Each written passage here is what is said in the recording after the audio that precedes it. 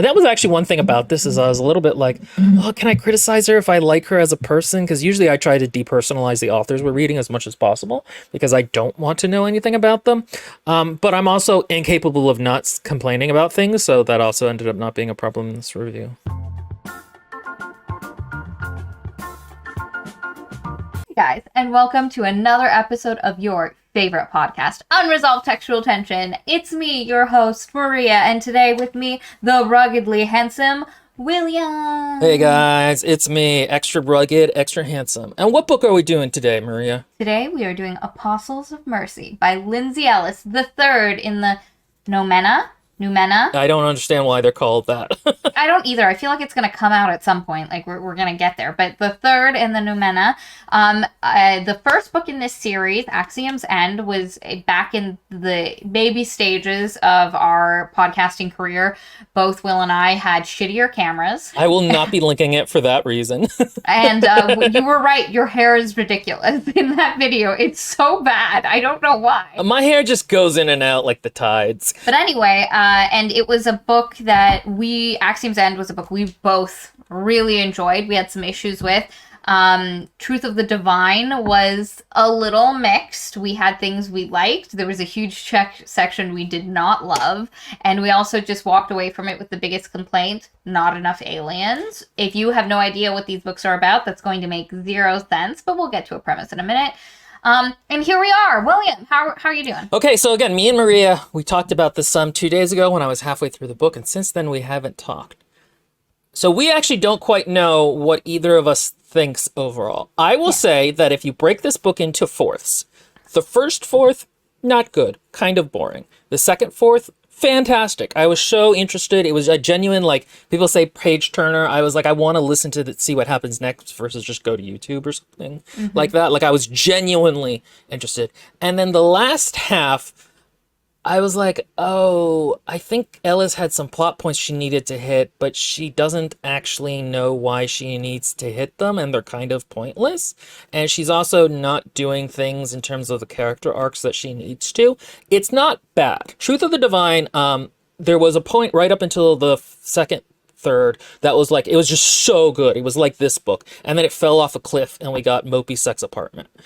This doesn't have any of the lows of Mopey Sex Apartment, but I came to the end frustrated with the book.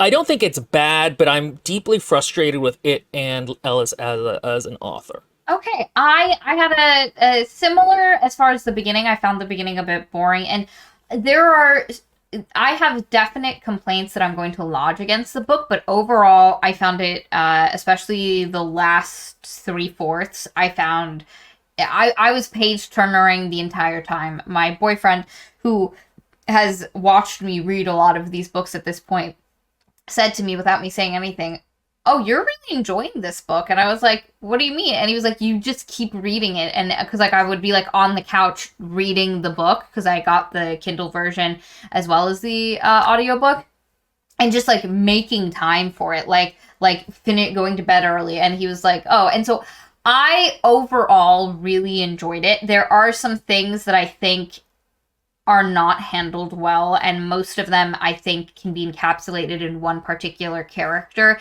and the way that character's arc works, and how I think Ellis made a decision at the end of the second book that, as much as at the time I was okay with that decision, I think needed to be walked back. Yeah, she clearly got rid of a plot element, or an element of the book that like she should not have gotten rid of at that point if she needed it, because she needed it for this book. Yes, and because basically we get a new character introduced that basically fulfills the exact same role in a lot of ways as a character that dies in the second book, and it would have just made more sense to just not have that character actually die and then just continue. And so that's something. Ellis's her government writing wasn't as bad this time for me as the second and the first one, partially because there was just less of it. And there's a character who you meet in this first book and the second book, and who's really come together as a character by the time you get to this book, and his name is Sol. No, Saul. Saul, Solomon. like Yeah, Solomon. Saul Kaplan. And I really enjoyed his point of view, which made it that I somehow enjoyed the, like, government stuff more because he was the most involved, but it was mainly that his point of view was just really refreshing. One of the things that we've talked about before on this podcast is making sure you're using points of view to do different things and to have different perspectives, and we'll talk about this, but Saul is a unique, different perspective that adds to the book instead of just feeling like, what is this bringing? How is this different? What is the perspective? And we'll talk about that. But overall, I really enjoyed it. So I will say that I'm probably going to talk about this book more fondly than Will is, especially the last half. I do have definite gripes, and I will get into it. But overall, I enjoyed it, and it made me, I finished this book and wanted to reread Axiom's End. It's one of those books that I think if you're a fan of the series, you'll quite like this. It frustrates me because I look at it and I'm like, this could have been better. This kind of feels a little bit like a waste of my time, but it's not bad. Exactly. But why don't you catch us up on what has happened, what is the premise, and what has happened in the series up until this point? Okay. The premise of this book is we're in the early aughts, baby. It's the 2000s. The first book takes place in, I think, 2007. And it is humanity's first contact with aliens. And in book one, we have a girl named Kora Sabino, who is about 21, I think, at the time. And she has dropped out of college. She's trying to work. She's not having a great time at life. Her dad is like what's that guy who leaked all that stuff? Snowden? Not Snowden, it's Julian Assange. Yeah. The WikiLeaks guy. Yeah, the WikiLeaks guy. Her dad is basically the WikiLeaks guy, but he's also just not a great dad, and so she doesn't have a relationship with him, but that's something that goes over her. And eventually she, through being in the wrong place at the wrong time, and because of her aunt Luciana's involvement in something, she gets kidnapped by an alien named... that it doesn't have a name as we would know it, but she refers to as Ampersand because that's what the government refers to him as at the time. And it goes from like her being captured by the alien to having to become the alien's translator, getting to know the alien, developing a bond, and dealing with like the government coming in, taking him, learning that there are other aliens on the planet. And basically these aliens are... called the amygdalas. The amygdalans, but specifically a group of amygdalans called the Fremdens, which are a subset of the amygdalans that have been part of a genetic purge. So the amygdalans have a superorganism, and the superorganism has decided that the Fremden genetic group, we don't like them no more. Superorganism was what they call their culture, essentially. Yes. It's not like an actual Tyranid type situation. Yeah. They've decided that there needs to be a purge. So a lot of the Fremden amygdalans have fled to Earth previously, in the past. And then Ampersand came to Earth recently. There was a meteor that hit. It was Ampersand, to find those Fremdens, because he's also a Fremden. And he needs help trying to locate them, and he ends up breaking into Google with Kora. Like there's a whole thing, but Kora ends up becoming his translator. They once they get captured by the CIA, they find the rest. Not the CIA, but this group called ROSA, which is it's the government agency for aliens. They get taken to the rest of the Fremdens. There's a guy named Asperas who's like the leader. Within the Amygdalan society, there are different kind of castes you're born into. And Ampersand and this other guy named Asperas are oligarchs, which means they're born into leadership roles. Our boy Ampersand is a xenobiologist. And Asperas is a diplomat, and they have something called a genome that they're trying to protect. Then this other guy shows up on the scene named Obelisk, and Obelisk is a tank. He's causing trouble. He's out here to kill some shit, including the genome.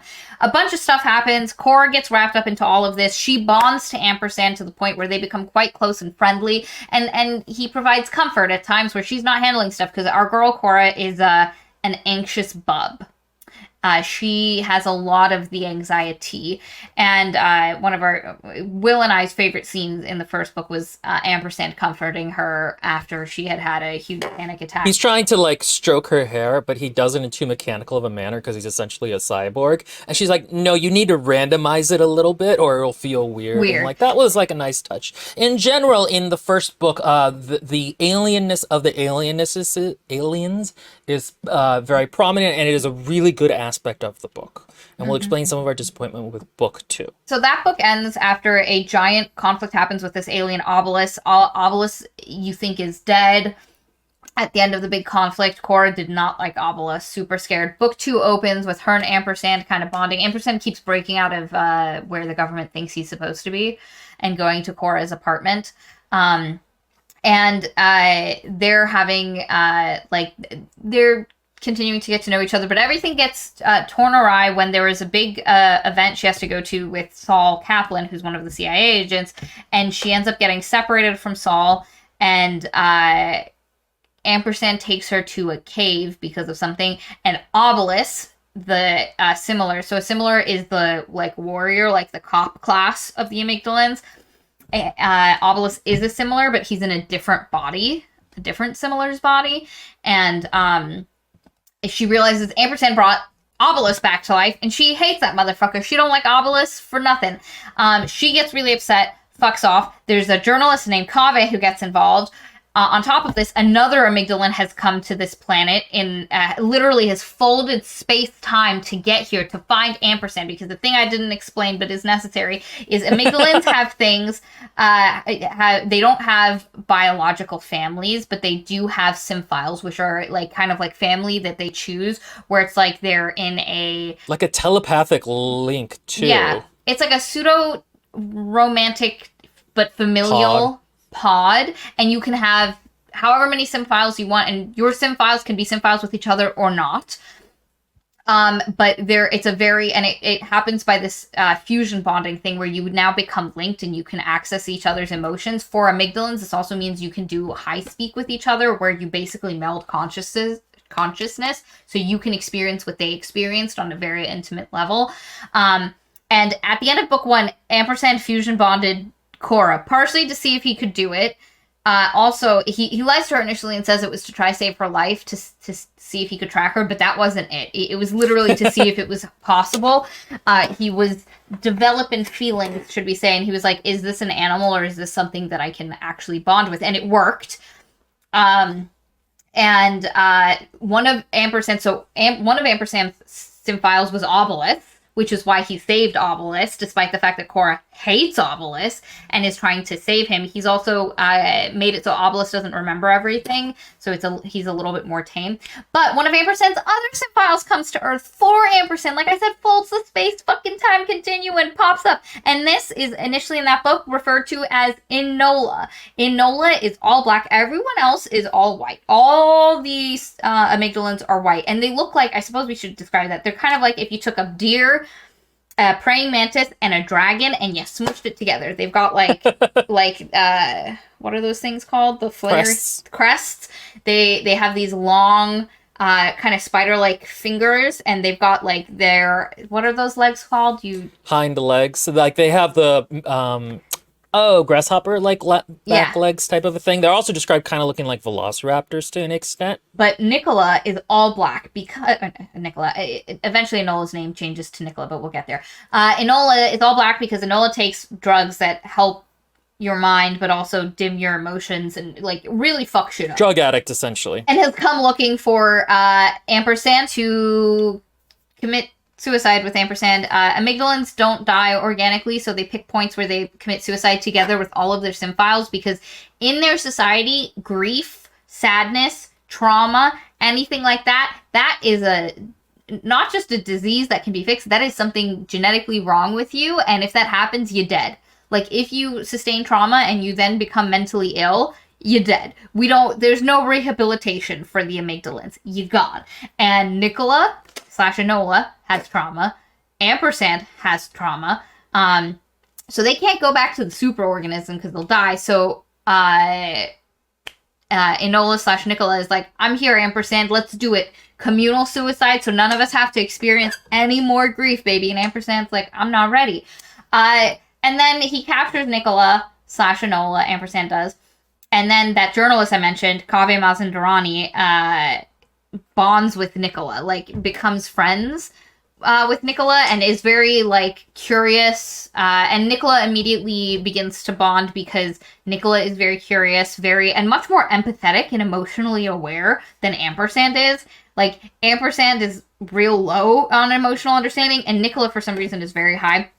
So Nicola and Kaveh Mazandarani bond. Eventually, Kaveh Mazandarani and Kora bond, which neither of us liked. Number one, That because stupid hominid. I'm a staunch Kora Ampersand diehard. But number Here two, for it. he's like 33 and she's 21, and I don't mind age gaps. If it's a 33-year-old and a 43-year-old, absolutely, have at it. 33-year-old and a 45-year-old, I don't care. That's fine. But 21, we're really young. But anyway, it's like grief, comfort kind of thing. So Nicola and Kaveh do interviews. Kaveh becomes the person Nicola wants to talk to, so the government has to let Kaveh do that. Kora and Ampersand are having some issues because Ampersand obviously brought Obelisk back, is doing all this stuff, has been hiding things. Nicola eventually takes Kora into the desert and tells her about the truth of the divine, stuff about how Ampersand really is, all of this jazz. And then there's a big thing where Nicola exposes himself to the world at a giant rally that somebody was having about the aliens in a negative aspect. And Kaveh's like, don't do that. And Nicola's, but they asked for the aliens to show themselves. So Nicola's like, I'm here, buddies. And then and then Ampersand has to come because he's like, oh no, Nicola, what are you doing? Also, Nicola is the name. So originally Nicola was Enola, but that's not a name that he got to choose, and so Kaveh says, choose a name. He says, why don't you choose it for me? And so he picks Nicola after Nikola Tesla. And then Nicola originally wants Kaveh's last name. He wants to be Nicola Mazandarani, but Nicola's like, why don't we call you... And I forgot what the last name he gets, what he gets is. And because Kaveh's like, yeah, maybe don't pick, because this is like 9/11 shit, like maybe don't pick a Middle Eastern name. Yeah, like let's not do that for yourself. Ampersand gets called by the rest of the world Judah Theatos, which is what Kora picked for him. But anyway, Ampersand shows up, and then some people with a EMP. EMPs are the only things that take these guys out. A really strong energy pulse just knocks them out. So an EMP goes off, and Kora's like, no, don't shoot them. And everybody's like, a picture gets snapped, and they're like, oh, look at this. But it's a really traumatic experience. Kora doesn't have a good time after this. And after this point, this is when Mopey Sex Apartment starts. Because Kora isn't handling a lot of the situations well. She self-harms. Kaveh ends up taking her back to his house. This is Mopey Sex Apartment. And it's basically a lot about her trauma. She's having a lot of panic attacks. Kaveh is trying to help. Eventually he realizes he has to do better helping after she hurts herself so badly in the shower. He has to take her to the hospital. And the people at the hospital look at him, a Middle Eastern looking man, and think he abused her. But Kora is like, no police report happens. The police report itself is supposed to get disappeared, but it actually doesn't. And it gets given to Kora's father, who's an asshat, who then uses that to threaten Kaveh. And Kaveh has to give up a piece of information that eventually comes back to be really negative and negatively impacts Kora. He doesn't know that that's what it's going to do. He's just trying to not, get blackmailed for this situation. Eventually, there's a big court case about the rights of aliens and this thing called the third option, which would make aliens give them less rights than humans. Kora is on trial. This is when that piece of information that Kaveh unknowingly gave her father comes and gets smacked down at her. It's not a great experience. She asks Ampersand to poof her away.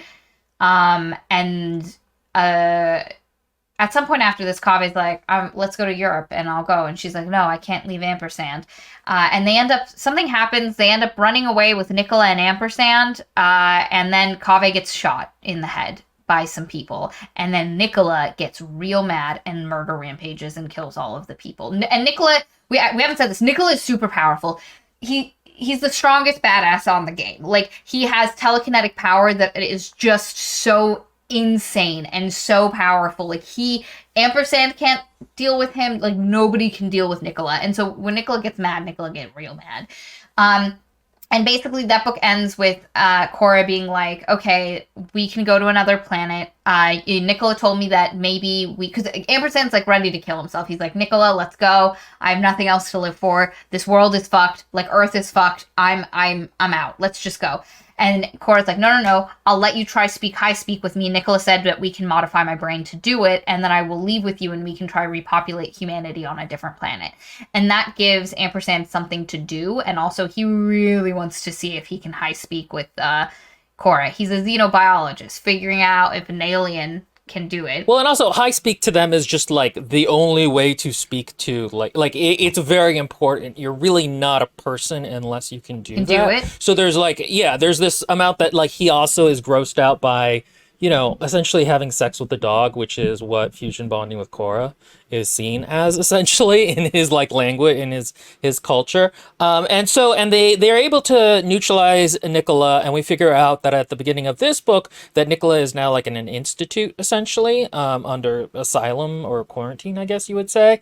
And that that Ampersand and Kora went to Japan to like ask for, I forget what it's called. Asylum. Clemency. And so that's kind of, we'll refer back to more things that happen in that part in the first two books that we didn't mention, because actually a lot does happen. One thing I need to say immediately about the third book is that it does a very poor job of reminding you of any of the stuff in the first two books.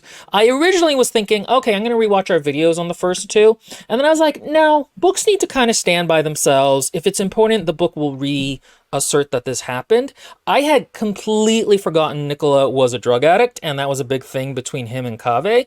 The book never brings it up, even though that's actually a really important thing to know about Nicola. It never even says like, and Nicola started using again. Like, it never comes up. And also it speaks to Nicola's like mental difficulty and and so that's something that I think the book does a really poor job of, and we'll talk about that at several points.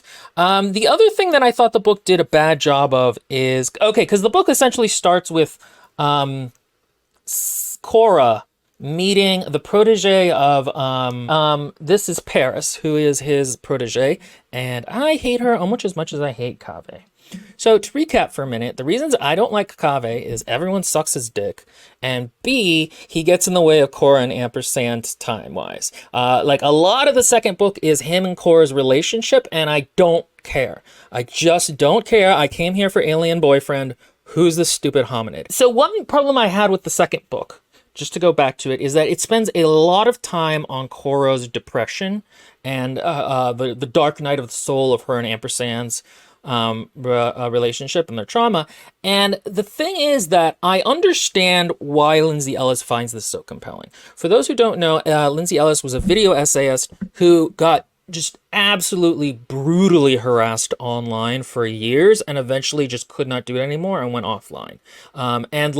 So I understand why to her, while she was writing The Truth of the Divine, which is when all this was happening, to her, she's very intensely interested in Kora's trauma and writing that. But it's actually not that interesting because Kora herself is not that interesting a character. Kora really has nothing she's like a very like everyman character, reader insert, but she herself, the farther away we get from, oh, I found an alien in my backyard, the more it's like, why is she in this story? She doesn't see things interestingly. She's just very anxious all the time. And like, in the first fourth of this book, I was like, oh God, I forgot. I don't really like her. She's kind of annoying. I have a bit of a similar feeling. I don't dislike Kora. I do say, so I don't mind the anxiety. I do think she's a bit flat of a character. Like, she definitely feels like the everyman, the audience insert, the view of which we're supposed to feel. There was, like, there's two characters that I think on their own had more personality than Kora. And those are Saul Kaplan and Kaveh Mazandarani. Like, you might not like Kaveh. I don't like him as a love interest for Kora at all. But his point of view characters are much less painful than Kora's, even if I don't like the hominid. I did not want the romance between them. Like, I had no interest in it. I wasn't there for it. It hits a couple of my icks, which is I don't like, whether it's a 21-year-old or 20-year-old. It's going to be so awkward for you when I date someone so much younger. I know. The thing is, as long as it's like once their brains are fully developed, no, I don't. I don't know why. I don't know why. Like, I'm fine with a 35-year-old and a 55-year-old. That, no ick. But a 21-year-old... Her moms are 20 years apart, by Yes. the way. But they're both, like, old. And my mom was 33 when she met Sonia. So, you know, like, she was a fully formed human and knew who she was. She was a mother of 3. Kaveh and Kora hit some of my icks. Some people are fine with it. And for the most part, the relationship wasn't one where he took advantage of her or anything. It was mainly, like, rehabilitation plus sex, if that makes sense. But I didn't want it. But Kaveh was a distinct character. He had a distinct point of view, and he felt really well-rounded. He had troubles with his family. He had, you know, that thing of he's not American. He's not, I think he's from Iran. Iranian. Yeah, he's not he's not fully Iranian. He's in this midpoint. Like there's a lot of interesting things that his character brought to and him and Nicola. Some of the strongest parts of the book. Fucking fantastic. Great. Sometimes Kora just feels a little flatter than that. And I don't mind the anxiety part. I have several people in my life who I love who are just almost always anxious. She's talking about me. And Katie. And they kind of live their entire lives through a lens of anxiety. So I'm very used to, like, hearing that perspective, but I'm not used to living it. So I can understand why living it and then also reading it at the same time. It's kind of what you were saying in that she is such a boring character. There's like, she doesn't see things in an interesting way, and she doesn't really, and we're on book 3 and she's still going like, oh, jolly, gee, just me. I'm just a normal country girl having to deal with this big city alien stuff. I don't know what I was going for there. And the thing about it is Ellis has very distinct strengths and weaknesses as a writer. So one of the things about the first 3 books is that one of her big strengths was writing aliens and writing humans relating to aliens. Fantastic. The problem is that she also is really interested in trauma, and she's very interested in political things. And she's not actually very good at writing those 2 things. And they also tend not to play into the alien stuff. And so during that big break in book 3 where we're just dealing with the trauma, I'm like, this is book 2. I'm like, it's not interesting, and I don't care. And it's just making me dislike Kora because I have to keep hearing about her trauma. And also, it's just not why I came to the book. Like, when I finished Axiom's End, in no way did I think that was going to be what Truth of the Divine is. And, that's fair. Authors write what you want to write. But as a reader, it doesn't match what my expectations were, and it was not why I came to that book series. I wasn't there because Kora was anxious and I was like, oh, I hope that gets explored more. I was, and the thing is, I was more interested in how Kora's anxiety and Ampersand's anxiety and trauma were going to work together. I thought that's what book 2 was going to be about, because Ampersand, we're told, is mentally unwell. By Amygdalan standards, they would have killed him because they're like, nope, you broke. We ain't fixing it. There is no fixing it. Good luck, buddy. You know? And that part gets totally dropped in this book. That's another... Mom, I'll get to it. They mention it at a couple points, but it's not as because there's one point where Paris asks Nicola, would your people kill you? And he was like, yeah. Absolutely, they would. And that's the closest we get to that being brought up again. And it's him saying, I am considered flawed and broken. Thus, my people would kill me. But, and so I thought book 2 was going to be about Kora and Ampersand figuring out their traumas together and, like, and how the interplay of alien and human experiences were going to butt head. Like, was Ampersand, despite having his own trauma, going to view her trauma negatively? Like, and going to get to a point where he showed some of the, because of what he's dealt with, the views of his people towards her. Was she going to have to help him? Were they going to have to be each other's strengths and moments? And also, would they get to a point where they realize, no, we can't do this on our own. We need help. And, like, I was there for that. I was not, and a huge problem for me with book 2 was Ampersand disappears for most of it. Thank God we got Nicola and Kaveh doing shit. Otherwise, I would have been, like, there's a great scene where Nicola and Kaveh go into Sequoia National Forest and they go look at the giant trees. Great scene. Fantastic. Loved it. So good. Or, like, Kora does some stuff with Nicola. Nicola's terrifying. Like, on one hand, especially in the beginning, Nicola is a creature of nightmares.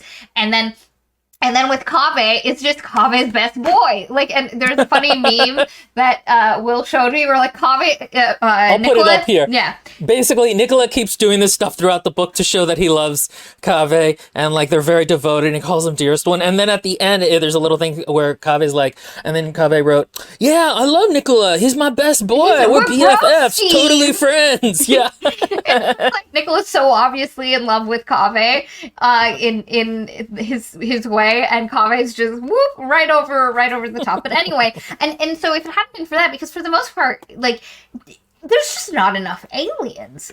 And it becomes a weakness, because as much as I'm not opposed to a book exploring a character's trauma, and that, I had no interest in watching Kora and Kaveh figure out her trauma. Number one, I'm interested in Kaveh and Nicola. I'm here for that all day. I have no interest in Kaveh and Kora.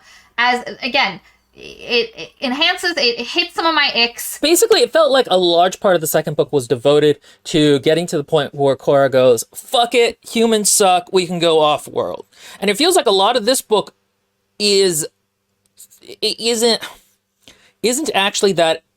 Well, we'll talk about it. Basically, it felt like it was trying to get to that point, and then I feel like Ellis doesn't really do anything interesting with that idea in this book. Which basically, so again, the first scene, there's a prologue, which we'll talk about later, but first scene, so Kora goes to talk with Paris, Kaveh's protege. I fucking hate Paris, well, and Kora, but whatever. And they have oh, Kaveh both died kind of thing, and I don't trust you, but here, I want to go talk to Nicola, which is what Paris says, because she wants to, track down what Kaveh was doing with Nicola and try to expose their friendship to the world so that people can see the amygdalans as more people. And Kora, apparently for 17 months, has been in college. And we hear at the very end of the book that she has friends there. Did you catch that? She never mentions them until the end. It's insane to me, because all the stuff that I would have wanted out of her and Ampersand, which is how to figure out how for her to have a life while being the bonded of an alien girlfriend, happens not in the book. Like, we basically come in, she's been at Columbia, which is where Kaveh wanted her to go, and she's doing it even though she knows she's going to leave the planet she wants to do, because it's what Kaveh would have wanted. And she's been living in Japan, and we also find out that Ampersand has done, not only has he been doing stuff to her brain to make high speak happen, but he's done some stuff to her bodies. But, we never hear about her friends that she made in college. We never, because Paris is going to serve a specific role, which is, and I'm just going to say it now, because, if you haven't read it... It's set up pretty early. Paris is going to become another love interest who specifically is here to get Kora to question her idea of leaving Earth, and abandoning humanity to its fate, because she thinks it's, and because Paris is very hopeful. She's actively trying to do something to change it, similar to Kaveh. And that's Paris's role in the book. She's also going to fill in and become the new person Nicola bonds to. And so Paris on her own is not doing anything different than Kaveh was. I said to Maria, it's a lot like the actor for Kaveh was like, "Oh no, I want to go make movies." And so the TV writers were like, "Shit, okay, we'll give your plot line to a black lesbian character, guys. Diversity." I think if something different had been done with Paris as a character, if she filled a different role, like if she was resentful of aliens, because she literally just slips into Kaveh's place. No, the only difference is she's a black lesbian. That's it. She's less interesting even than Kaveh, because Kaveh at least was a world-renowned journalist who had a lot of experience. So that was one of the things that was cool about listening to his viewpoint. His point of view was just very distinct. Paris's, now her voice actor is fantastic. I love her voice actors, the narrator's voice. I loved all of that. But unfortunately, because so much stuff has to happen to Paris, you never really get a feel for her character. You never get a feel for what her life is on a day-to-day basis, where you did get that for Kaveh. You got more interactions. There is a scene with her sister that feels like it's thrown in there just so we know she has a family.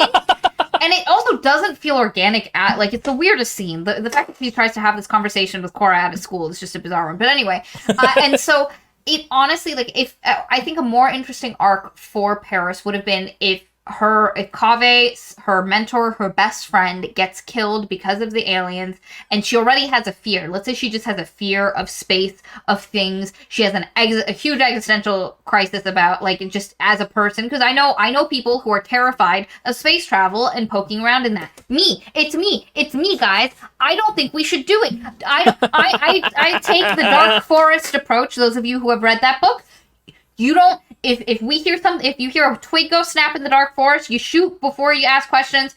Don't do it. Don't go into the Dark Forest. No, I want my 3-boobed aliens. That's what's up. Don't go into the Dark Forest. But anyway, she could have had that, and then Kaveh dies because of that, and then what her arc is going to be is getting over her fear and her dislike and her preconceived notions of aliens, because so far, we don't have a single character that happens to. Most of our viewpoint characters come in and are like, wow, look at these aliens, this is so cool. So to get one that has to be won over, that has to be that, like, and has to, through shared trauma with Nicola, because you could have had Paris's plotline be the same, but just have her have to rely on Nicola in a way. Like, that would have been a much better plotline and would have made Paris a unique character. And then we don't need her to be, I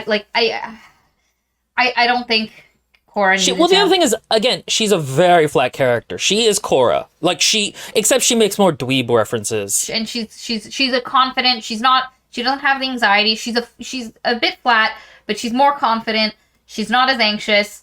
And like she mentions her grandma a lot in her internal narration. No, and unfortunately, that is the big problem. So basically, she goes to see Nicola. And, well, no, actually, some stuff happens with Kora first, I think. Yes. So, Kora goes back to... Kora has this conversation with Paris, and then we see her, like, fly back to Japan, where the flying and cloaking mechanism that Ampersand has, he installed in her back. She can now get from, like, LA to...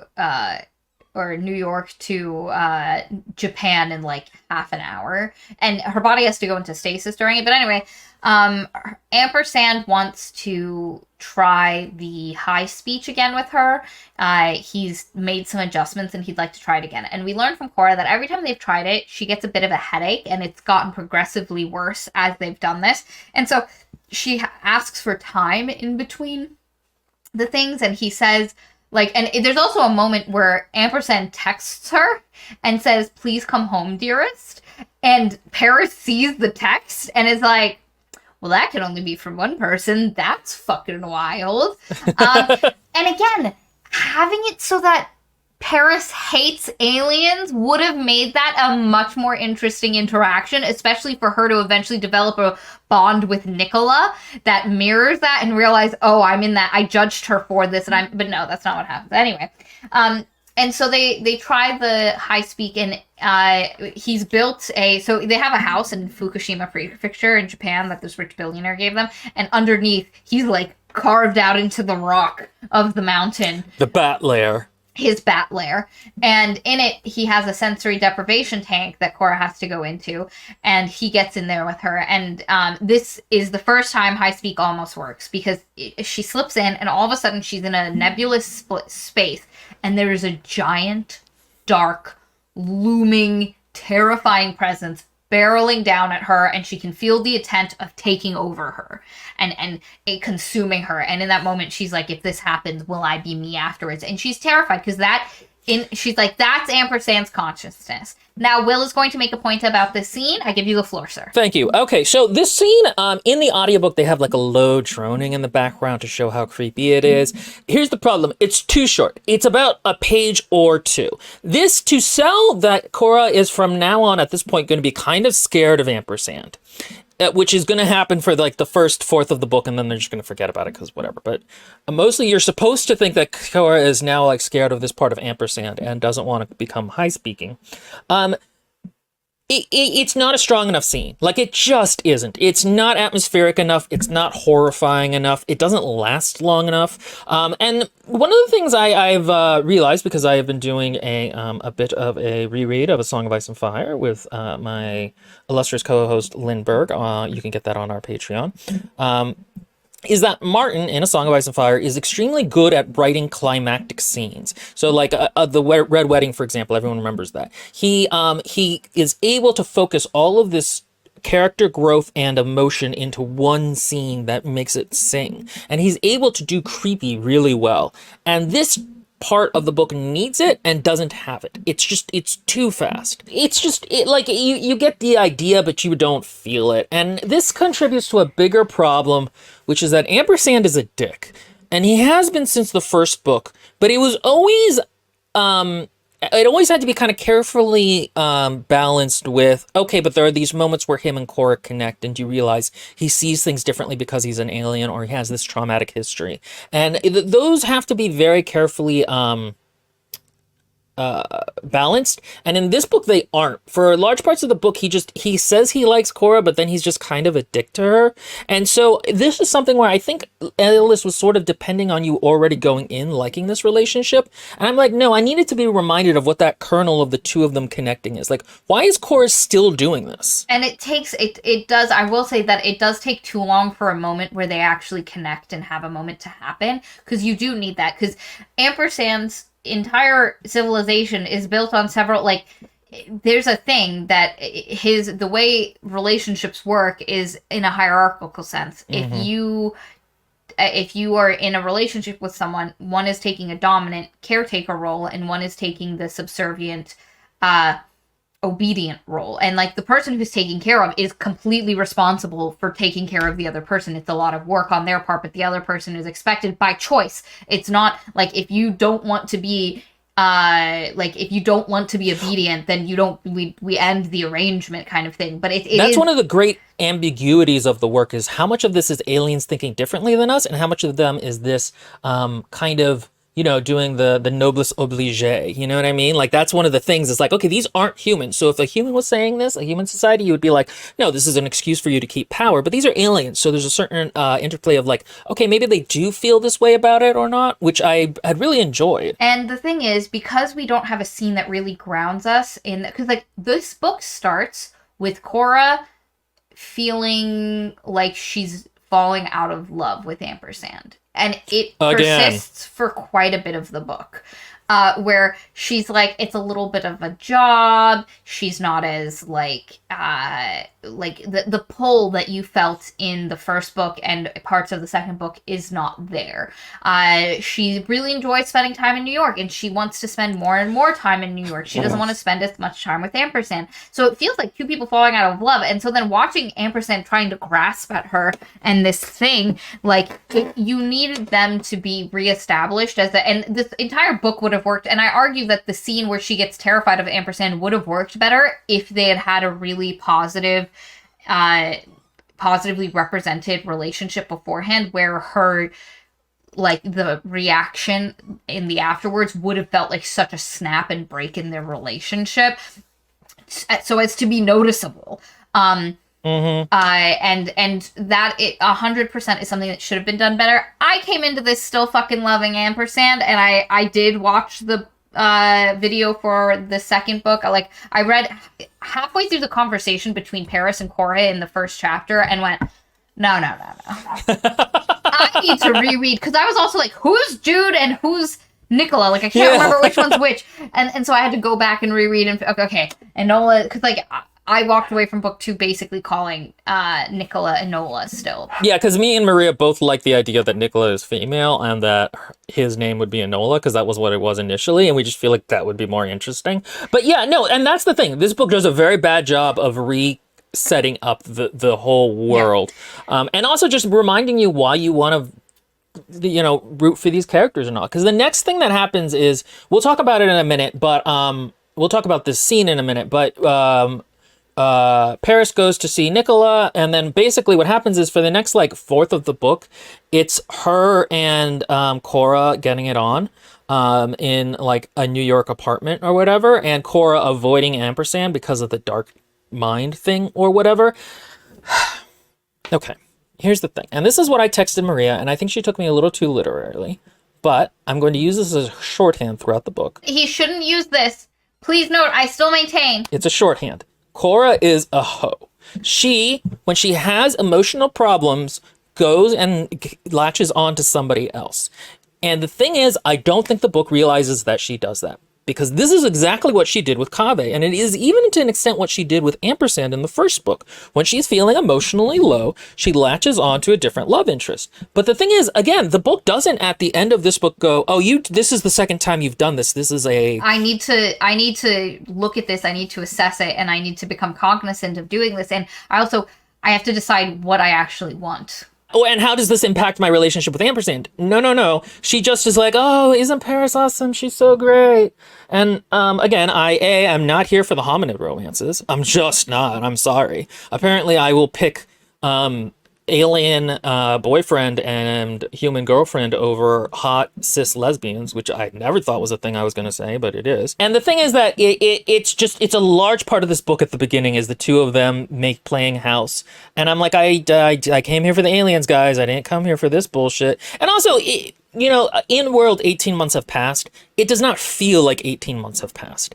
It feels like we just finished the last book. Like, even Kora's emotional state is still pretty much like pretty raw. You as a reader, the last thing you remember happening is Kaveh dying. And so then for Kaveh's protege and Kora to start smashing is just wild. I was like, no way. This isn't, I thought they were going to be friends. I thought it was going to be like friendship. They were going to have a thing. Because, like, I don't mind Kora developing. Because, like, I've talked about this before. And I want stories where female characters have female friends and have you silly women. Relationships, positive relationships with other women.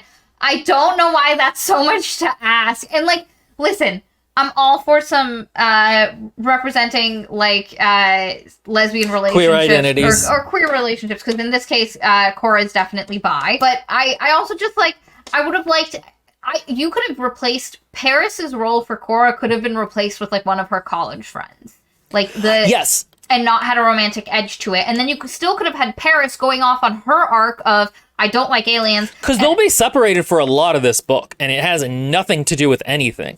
And so, no, I agree. I fundamentally am like, I don't. And the thing is, this would be a better plot line. Paris's plot line would be better if it was just Kaveh. And also because there is a level of emotional tie you need to Paris for some of the stuff that happens to her that unfortunately you just don't have. There's a scene at the end, and I imagined it. I was like, if this was Kaveh and Nicola having this moment at the end, I would have been beautiful, fucking sobbing my eyes out, and unfortunately Paris, we just have not had a chance. With Kaveh's drug problems, that would have been such a more beautiful arc if it had been him throughout the book trying to get Nicola back and being like, no, look, in the first book, we bonded over your substance abuse issues, but part of that is being here during the tough times. I am here with you in the tough times. That would have been beautiful. Kaveh sacrificing himself, or like thinking I'm going to sacrifice myself not to affect the entirety of the human race. I'm doing this thing, and Nicola being like, no, I'm not going. There's so many ways that would have been such a more emotionally impactful story. Because Saul's story in this book is so much more emotionally impactful. I think one of the most emotional moments I had in the entire book was there's a moment where Saul is going to do something and you're like, no, Saul, my boy! And it's only because we have spent so much time with this character. He has developed over 3 books. We've seen him, his ideas, his interactions with his government agencies change and shift. And he starts the book having a particular feeling about a character, and then by the end of it has a different... we're seeing arcs. We're seeing growth. Our boy Saul he's doing the things. And there is no arc for Paris. She starts goody two shoes and ends goody two shoes. And the problem is, part of it is we just don't have enough time with Paris. Like, not only is there a bunch of other things happening in this book, so she's not even a huge, she's a point of view, but she's not the biggest point of view character by a long shot. And when her scenes are happening later in the book, it's less about her than what's happening around and to her. So we're never really getting to explore her interiority as a character a lot. And so having Kaveh, a character we've already established the internality of, we have emotional ties to, we already are invested in him and Nicola. And then having what happens to Paris in this book would have worked so much. Never at the end of book 2 would I think I'd be sitting here arguing for a rewrite of this book where Kaveh just I would not have thought I would ask for a rewrite where Kaveh didn't die. Yeah, exactly. That's what I'm saying. And also where I don't actually think everyone should think Kaveh is dead, but I think Ampersand should save him. Oh, at the end of the book 1? At the end of book 2. I think Yeah. Ampersand should save him. book So 2. Nicola does think Kaveh is dead, and then you're right. It comes out as this thing, and then I think that just would have been a lot more interesting, like, especially because there's this moment where Ampersand is like, Cora's like, "Are you jealous of my?" And she doesn't say that, but she basically is asking if Ampersand is jealous of her relationship with Faerin, and he's like, "No. Anything that makes you happy makes me happy, and I don't do that stuff, so." You know, you do you, Pikachu. And, like, he has symphiles, she has lovers. It's Gucci. Best poly rep we've read, honestly. Yeah. And you get the sense that to make Kora happy, Ampersand would... And think about what a beautiful thing that would really establish Ampersand as, while an asshole, also someone who deeply cares about Kora. If book 3 opens with, like, Kora doesn't know yet, but you realize that Ampersand has brought Kaveh back. Like, he like... I think it could be really cool because it could be something where he was only able to suspend Kaveh. Like, he can't quite bring him back all the way because there's brain damage involved. Mm-hmm. And then that could have been the thing that broke Nicola out, is him learning that Kaveh is still sort of out there in some form. And then that could have played into the new aliens, which we'll get to in a minute. Like, and Kaveh could come back, like, cybernetic or something. I don't know. Something like that could have been really interesting. Could you imagine how interesting this would have been if Kaveh was, like half... compete, like, he was close, he was becoming, like, more amygdala, like, there's just so many ways that could have been really interesting, but no, that's not what we get. Anyway, they have their high, like Will said, they have their high speech. We end up avoiding Ampersand for a very long time, and Paris has one conversation. I'm backtracking a little bit. Her first conversation with Nicola doesn't go well. She goes in and she has journals of Kaveh's that she's trying to figure out what Kaveh was writing, and the person who was there with Kaveh when he wrote them was Nicola.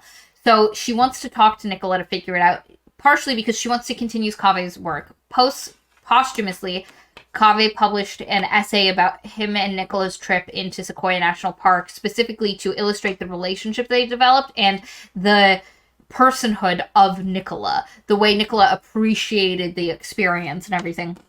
And Paris is like, okay, because right now there's a huge push for a defense bill to increase defense spending. The current president is an asshat.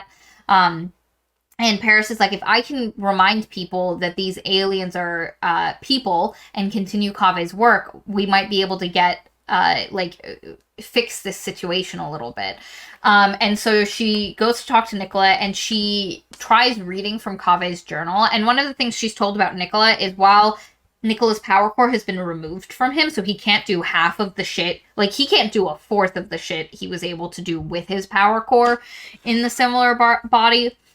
But he still can do some stuff. Like, he can find a specific point in a wall and weaken it enough over time that he can bust the wall open and fuck shit up. And so, like, people, like, Kora told her... There's a great sense of dread built with, like, oh no, there's something wrong with Nicola now. He may not be the same person who knew Kaveh. He keeps trying to kill himself because that's what he wants to do, and his ability is stripped away by Ampersand. And so, yeah, he keeps trying to break out, and he's just mad. And I really liked that. I thought that was really interesting. When she first goes, Nicola busts the wall and, like, chokes her a little. And then basically says, like, did you think your play at sympathy and kindness was going to get you anywhere? And then she goes home, and then the next day, or a couple days later, she gets a call, and it's Luciana from, she is at the facility. Luciana is Cora's aunt, but she's at the facility that Nicola's at, and basically says, hey, he wants to talk to you again. And so, like, yay. So she goes back, she has another conversation, and he basically says, yes, I was there during some of these notes, and he starts explaining some of it, and she's like, okay, this is awesome. Eventually, they decide that they have to move Nicola. So something else happens in between. So while all of this is happening, when Kora first goes to tell Paris, hey, you have to be really careful if you talk to Nicola, she meets Paris at a school that Paris' sister works at, and that Paris does EMT, that does, what are they called? Those courses where you learn how to resuscitate people? Yeah, she's working with the ghetto. She volunteers at a school. I didn't at all feel that it was a ghetto school. Not even a little bit. I got the sense that this was this kind of scene where it's like, hey, I'm giving back to the community. Like, it actually felt very stereotypical to me as a scene. So maybe that's why I pictured it that way, but you're probably right. It's probably not. There wasn't anything that described it. But what it does feel like an odd place. So it feels contrived, not because of that, but because it feels like Alice needed something to happen, and so this was the way to get it to happen, because Kora is going to a school to meet with Paris to talk about Nicola. And after she does, like you couldn't meet her at a coffee shop afterwards. Like, I don't understand why Kora had to come to this school. Like, it just doesn't, like, from a logistics level. She walks in, Paris is finishing up how the CPR lesson for all the kids at the school. Basically, one of the girls, Asian girl, sees Kora and eventually recognizes her. And after they have a conversation, comes back to Kora and says, hey, I have to tell you something. My family's from the Philippines, and a couple of years ago, we heard that this really weird thing happened. They got attacked by what they called a demon, and I think it might be an alien. And Cora's like, oh shit, let me look into that. And she does, and there was a huge cover-up where something happened, and they blamed it on a sports bar brawl that 6 people got killed, including 2 kids, and Kora is immediately suspicious. And she has Ampersand look into it, and Ampersand becomes suspicious. And basically, they decide, we need to see what's happening. The CIA contacts the Philippines, who basically said, yeah, it was a cover-up. They have an alien body. And immediately, there's a suspicion that it is the Faecerins. Now, the Faecerins are the sister species of the amygdalans. That was a genetic divergence that happened thousands and thousands and thousands of years ago. So there are some similarities, but while the amygdalans have gone post-biologic, and they have living tissue, but they're also a lot of mechanics and cybernetics, the Faecerins are fully organic. They're still full-on biology. And so the Faecerins are also a transient species where they hop from different planets, and they mainly spend time in space, but they have to stop on different planets to breed. And Ampersand often calls them the transients. And they have basically the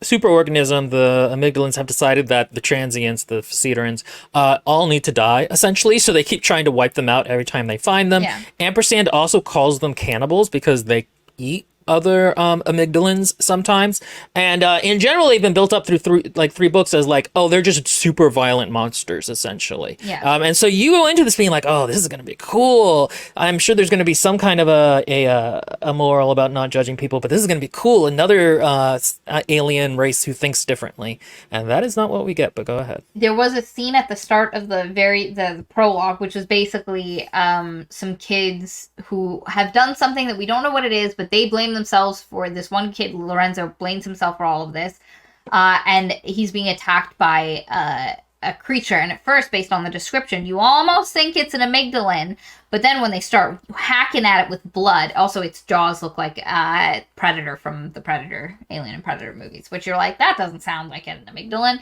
But there's also been different looking amygdalans, but then they start hacking at it and it has blood, and you're like, oh ho ho, amygdalans do not have red blood. What is this? Is it a Faecerin? It is a Faecerin. But basically, a Faecerin attacked this village, killed some kids, and then the villagers attacked the Faecerin. Some adults died, but eventually they were able to just kill this thing. Enough of them came at it. And you're not sure why it happens, but again, you kind of know that the kids think they did something, especially this one guy, Lorenzo, and he also, because it's from his point of view, he's like, my sister knows, but hopefully she won't tell anyone. Anyway, so they have to go to the Philippines to kind of look into it, and they see, and it is a body of a Faecerin that they have, and Ampersand, assesses it, and he's also like, that makes no sense that they would just come and do this. The way they work is, when they come to breed, they go to different planets, and they just kind of hide out, raise their young, and then fuck off. Which immediately you're like, that doesn't sound like a terrible species thing. And he's also like, that just makes no sense from a tactical standpoint. There's no reason one of them would just put themselves in that position and just attack something. He's like, there's something we're missing. So they interview a bunch of the families. The interviews don't go anywhere, but there's the kid Lorenzo that we saw from the beginning is suffering from a very terrible brain cancer, and his mother asks if they can cure it, and Ampersand's like, nope, I can't do that. But specifically, his sister comes up and is like, hey, or no, his sister says, my brother is cursed. Can you please save him? Kora's like, Ampersand, you could. And Ampersand's like, listen, if I start doing stuff like that and I start fixing things, and this is something that Obelisk says in the second book, or the first book, I don't remember, but Obelisk, who is dead now, previously told Ampersand, or told Kora, that because of Ampersand's position as an oligarch, if he stays too long on this planet, will have no control. Like, he will eventually get to the point where he cannot keep himself from wanting to take over, because he'll want to fix things and he'll want to make things better and he'll want to put stuff. And eventually, he's in a position of power and everyone is underneath him. And Kora's like, oh my god. And Ampersand basically confirms that, saying, if I start doing stuff like that, if I start looking at humanity as something that I can fix and help and take, eventually I'm going to want to be in control. And he's like, so I have to just keep to myself in my own little bubble. And she's like, okay, at first. But then eventually she hears that the sister said that there's has some stuff in it, and Cora's just like, no, we're gonna fix this. Get your ass over there. They remove the tumor from Lorenzo, and eventually Lorenzo's little sister confesses, it's our fault. We didn't realize it, but we did this. We brought the demons and we buried it in the forest. And they're like, oh shit, what did you bury in the forest? And it turns out the boys of this village found a baby Faerin, or a juvenile Faerin, a similar age to them, and killed it and buried it. And the big Faerin came as for revenge. And I mean, maybe also just looking for the baby, but also, I guess, revenge. I should say that this part of the book is the part that, like, I was so into the plot. It'll continue for a while, but, like, the plot is just, there's a good amount of reveals coming. You really want to know what happens next. We're past Kora being, like, mopey all the time. We've got some Ampersand again. Like, this is the part of the book where I'm like, you know, you got it, Ellis. You're good. You're such a good writer. This is a thing you do really well. You write this plot. And unfortunately, it's not going to last for me. For me, I think it peters out about halfway through the book, and it never quite gets back to that point. I think because of some major decisions she makes in terms of the elements of the plot. But yeah, I just want to note, because I'm going to mostly complain throughout this book, but like this part I just really liked. I was so into it. It is incredibly engaging. There's a mystery sense. Saul comes back in as a point of view character for this part. He's a breath of fresh air, and it's just, the mystery is great, because you're like, oh shit. And then this is also when they realize, when they find the baby, because the baby's and they realize they've been here for 14 years and they were planning to stay for 14 years longer. And this also makes Ampersand realize that, you know, there is a danger, because if the Faerin are here and have been here longer than the Amygdalans, they know the Amygdalans are here, and they also have probably seen the picture of Kora, which means they know she's attached, and he again sees the Faerins as a barbaric force of people. Like, there's a very negative, so he thinks, okay, Kora is going to be in danger. This is where we figure out that he actually had been captured by the Faerins for a little bit, and they made him watch as they ate one of his symphiles, I think. It was his symphile, but also a bunch of other Amygdalans. Like, they just cracked them down the back like lobsters and ate them, and left him alive. Right, and so he's very traumatized. Okay, did I miss it, or do we never get an explanation for why they do that? I don't think we get a explanation. Okay, that was the weirdest thing in the world. I thought we were going to find out some cultural reason. Yeah, like, because we don't get a part of it is, I think they take the power cores out. So they take them out, but why they eat them, it's because I was thinking we were just gonna see them eating a lot of meat, like they were out there cultivating pigs and stuff like that. But from what we see, while they are omnivores, they mainly just eat plants. It's one of these things where it's like, again, I thought there was going to be some kind of like, oh, well, that's how it's disrespectful to kill an enemy and not eat them, or some kind of like a cultural reason, because we'll find out they're not monsters later. Yeah, something like that would be really interesting, where it was like we don't waste stuff. Like, we are super economical with how we do things, and so we're not gonna, and like, or, you know, it is just part of, like, with a war tribe, like, if you're part of the killing as a thing of respect, like, there's a thing that happens. And unfortunately, it doesn't get explained, because we see it happen again later in the book, and it feels as odd as you would expect it based on everything else you see from this group of people. Yeah, it's a weird omission because like that's what they're called. They're called cannibals. Like that's their main thing. And so the thing that makes you go like, oh shit, these aliens are really fucked up is they'll just eat their own kind, even being this advanced technology and stuff. And we're gonna talk more about. I was very disappointed with them, honestly. During this first part of the book, they're so creepy and weird, and you're like, oh man, they're like lurking monsters. And then we're gonna see them more closely, and I'm going to be disappointed, which I'll talk about when we get there. I wasn't too disappointed. What I wanted was a little bit more similarity with amygdalans. They definitely feel a bit different, but not as different as the amygdalans. There's not that like distinct sense. And the things that are really cool about them are their stuff and how they live, and we really don't get to explore that as much. And we also don't get a direct conversation with them, so there might have been some really cool ways that they think and deal with stuff, but we never get a chance to explore that. And they're kind of just like... Here's my problem with them. They're basically just people, but they don't seem to have had like a sociology degree. Like that really is what they feel like. They feel like just kind of a primitive tribe of people. They don't think differently than people. We're not shown any inherent incompatibilities like we are with the amygdalans. Like we really get a sense for how the amygdalans think differently than humans, and these people, it's just like, no, they're just like people just doing their, and that's going to be one of the big messages of the book is like, there's just people doing their own thing, they're trying to survive, and we're just people trying to do our thing and survive, but both of us, like, we can't really get along. It feels like Ellis takes more time to show how they're different from amygdalans than they are from humans. And the one thing that I wish they would have hit on more that would have been interesting to explore is one of the differences is Faerin are hermaphroditic in nature, so you can impregnate and be pregnant at the same time, which helps breeding. Hot. Versus amygdalans, which still have distinct sexes, but it does not matter anymore. Like, they no longer reproduce genetically, like, sexually, and they're well past the point where the differences in sexual, like in Ampersand is like a chromosomally female, I think he says at one point, but he's like, yeah, but in your cultural context, just call me he, it's fine. Yeah,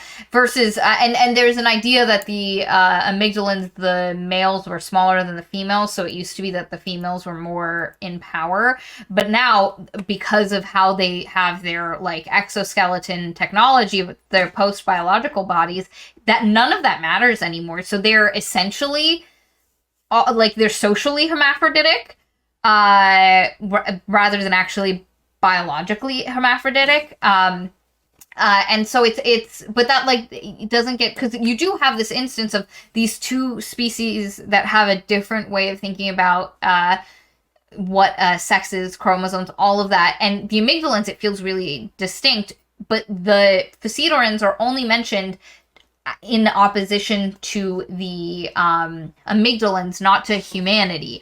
And a huge, I think that's a bit of a disservice. I think more should have been done to show how they are different from humanity and to have more of a inquisitive, because like there's definitely the sense that the amygdalans are very inquisitive about humanity in some ways. Like in some ways they think of us as bugs, and in other ways they're like, what's happening? And you don't get that sense from the Faerin, and that might be, and this would have been great to explore more, because the Faerin are in survival mode. Because at this point, they're trying to travel Nicola to a new institute. Because they're like, the Faerin are going to figure out where he's located. Like, that'll be super easy, so we have to move him. And then what happens, but the Faerin attack. They attack Ampersand and Kora at the airbase or whatever, and they use EMPs. It's really weird, because Ampersand is able to figure out a way to mostly foil EMPs, but everybody else's technology, like, but in all this time, the amygdalans haven't figured out how to stop even like human-made EMPs from affecting them. Like, I wasn't really sure. That to me felt very kryptonitic. So one thing he said is once he knows what frequencies they're using, he can do it. So he was able to, he no longer gets affected by human EMPs, but the aliens are using slightly different. But then once he gets access to what their technology is, he makes it so that that doesn't affect him either. So there's the idea that they're using different frequencies of EMPs. So I was willing to give that a pass. Fine. So then they attack Nicola's plane, which is a very cool scene because you can kind of just see them crawling on the like fuselage and going in. Very cool. Again, they're very creepy at this point. Paris falls out of the plane, but Nicola catches her before she gets squished. And this is where we're going to run into a problem, which is that up until this point, Nicola has been characterized as pretty crazy and like just unhinged at this point. And after this point, he will actually act basically like a normal person for the rest of the book. He has like no real arc of going from I want to die to, well, maybe I shouldn't die. Like there's a fundamental problem in this book where a lot of people have a starting point and an ending point, but there isn't really an arc to get them to that point. And also, I would have really liked it if he had been still crazy at this point, and slowly that had been worn down by Paris, because him and Paris are both captured by the Faerin and brought back to their like jungle base. And like it isn't there. It would have been very cool if, you know, her only ability to talk to person is with like this mad alien who's constantly spouting crazy stuff at her. And instead he's just like, I'm a translator, I'm the same person. I also had that problem where it felt like such a switch. Like Nicola is a presence and then just becomes like a translator. And also because it feels more like Kave's translator, and I don't understand why yet. Like there's nothing that has been earned. It's not like him and Paris have had enough discussions with each other that they've grown, and like you watch it. He just like the minute the two of them get captured, he's like, because he tries to, there's this one point where he tries to like get her out and he gets captured. And you're like, bro move, Nicola. And you can almost see Nicola being like, this one's for you, Kaveh, you know, like that kind of vibe. And Nicola's like, maybe they'll kill me. Let's go, you know? And then he's like, there's not even a, like, great, now these other people, because one of the ways he gets, Paris gets Nicola to trust her a little bit is she says, listen, if you want to die, I think you should have that right if you're in your right mind. I don't think you're in your right mind, but once you are, I think you should have the choice about when you die. We can't impose our cultural norms on you.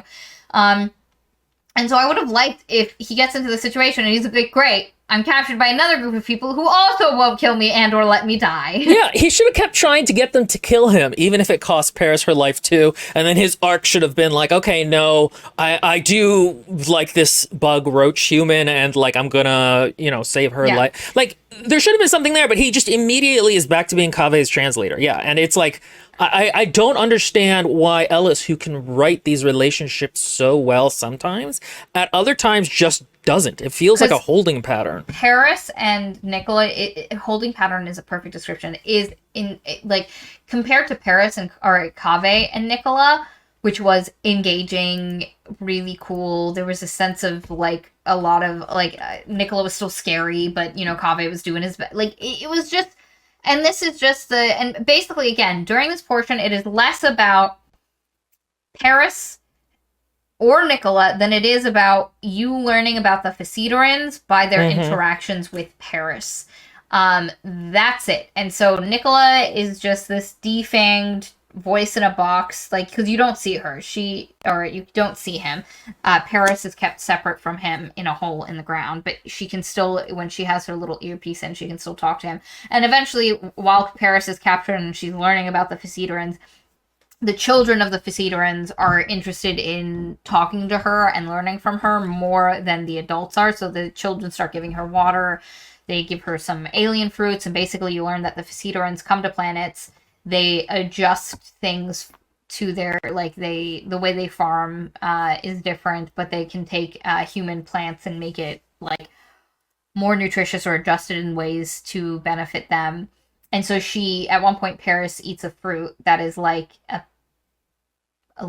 peach and a potato had a baby. No, there's a funnier part where at the beginning where one of the Faerin brings her this weird alien, a weird alien fruit with spikes that smells awful, and she's like, oh wait, no, that's just a durian fruit. Yeah. Which I thought was so funny. The thing is, those moments, and the moment when she's eating the thing, I was like, okay, I like this. I like the honeycomb design. There's a lot of really interesting things that are happening. but it just doesn't work. I will argue that there actually isn't that much interesting stuff happening because they're just people. They're just like people coded. They live in tribes. Their young are the inquisitive ones. It's not even like, I don't know, they're old people are the inquisitive ones and the younger ones are more like, there's nothing. They're just people. And it feels very like, okay, why didn't she decide to give them a different culture? And I don't understand. Yeah, their culture just feels like a different group of humans that have slightly like if we had hermaphroditic. Yeah, it's like it's not even culturally. I was gonna say they're like Native American coded, but they're not even. They're just nothing coded, and like I didn't like it. And this is part of the book's point is that like the Faerin are like, oh wow, humans are wasting this planet because one of the big things in this book is global warming, and like how we're ruining the planet or whatever. And they're like, we keep trying to move to places that humans aren't, like Chernobyl and now Thailand, where there's like a shitload of mines everywhere. Cambodia, where there's a shitload of mines everywhere, and they're like, but humans are ruining this really nice planet. We should just get rid of them. And why don't we? And then we can just stay here. This is the kids' argument. Yeah, and then we can just stay here and be cool, and we can wipe them out with a pandemic. And it's like, okay, so this is part of the basic argument of the book. The basic argument of the book is humans suck. But but by the end, Kora will realize that maybe they don't suck so much. Maybe we should try and stay to fix things, right? That's the arc of the book, is at the beginning of the book, they decided, at the end of the last book, they decided to leave. At the end of this one, they decide to stay. I'm going to argue that I don't understand Kora's growth in this book because she doesn't grow. She just is like, at the end decides this thing. And part of that is the whole Faerin is like, oh no, you don't, not all humans are like that. We're very different. And Paris is very like Tumblr school of like, we've done a lot of slavery and stuff and it's terrible and we've done horrible things to each other, but we're really good overall. And I don't like this argument for a couple of reasons. First of all, it feels very like the Faerin like what, they don't have social studies? Like these aren't like primitive peoples. They should be very highly educated. Like they never ran into philosophy. They don't understand these things. It's something where the amygdalans, in the way that they saw humanity, made sense because that was an alien way. They were like post us in terms of philosophy. Back to they had looped around from like everybody has rights to no, powerful people have rights and we have this own society that works in its own way. But here they should have just been like, oh, it felt very first contact with island natives. And also communism. Like socialism, island natives. Yeah, exactly. And it was just kind of like, it felt very simplistic. The thing about it is, Lindsay Ellis is very clearly being influenced by how awful the world is right now. And I get that. We all feel that the world is awful and, the center cannot hold, the widening jeer. But the thing is that, like, I don't feel like it works great in this book because so for example, the president is vilified constantly for a defense bill to, rack up defenses to deal with the aliens when they come versus like, because there's a depression, like giving people money. And I'm like, yeah, I'm with the president. Let's get some fucking weapons, guys. Like there's a weird amount to which she is drawing parallels between situations that are not the same, that then she is saying that they are the same. So like, yeah, during the last Great Recession, no, I don't think we should bail out banks. I think that was terrible. Well, yeah, let's give people money. But like, no, if you're facing an existential threat from aliens, maybe, yeah, let's up some defense spending here. The argument of, because one of the arguments they make is if humanity presents itself not as a threat, then if they up their defense spending and they make a bunch of weapons, the amygdalans will be like, you're a threat, we're gonna kill you. Because again, dark forest mechanics, like you haven't read it, but the rule of the dark forest, if you're in the dark forest and something goes twig, you kill it before it kills you. So if you know something exists, so like the best thing you can ever do in the dark forest is not draw attention to yourself. It's actually weird it's not invoked in this book, because that is one of the things that, like, I recently have been reading some military history stuff about stable anarchism between states, where ironically the best way to remain secure is to conquer the people around you. And so like that, to me, I wish she had brought in a little bit more, and it was a little less like human prejudices suck and more like, this is a really difficult situation that we don't really know how to handle, that will take a while to, like in the three body problem, how the little Ricine aliens. I forget what they're called. Like they're not entirely villainized. They're not aliens, the photons. Yeah, it's treated as like, okay, no, this is actually kind of a reasonable fear to have, even as it is terrible and makes us do terrible things. And later, I mean, Lindsay Ellis will also rail against the CIA and the military, and I'm like, I get it. The U.S. military and CIA suck. But, like, also, we're dealing with aliens here. And aliens that we know are going to come to the planet and try to destroy us. Now, again, I think it would have worked better if it was presented as, like, that turning to defense is not necessarily a dumb thing, but they just don't know enough about the amygdalans to know that doing that would put them at a worse. There's no way we can get to their technological level in the time we have, because, like, unlike in the three-body problem where you got, like, 400 years, we got 20. And by getting more weapons, we're going to present ourselves as a threat rather than something that can be reasoned with.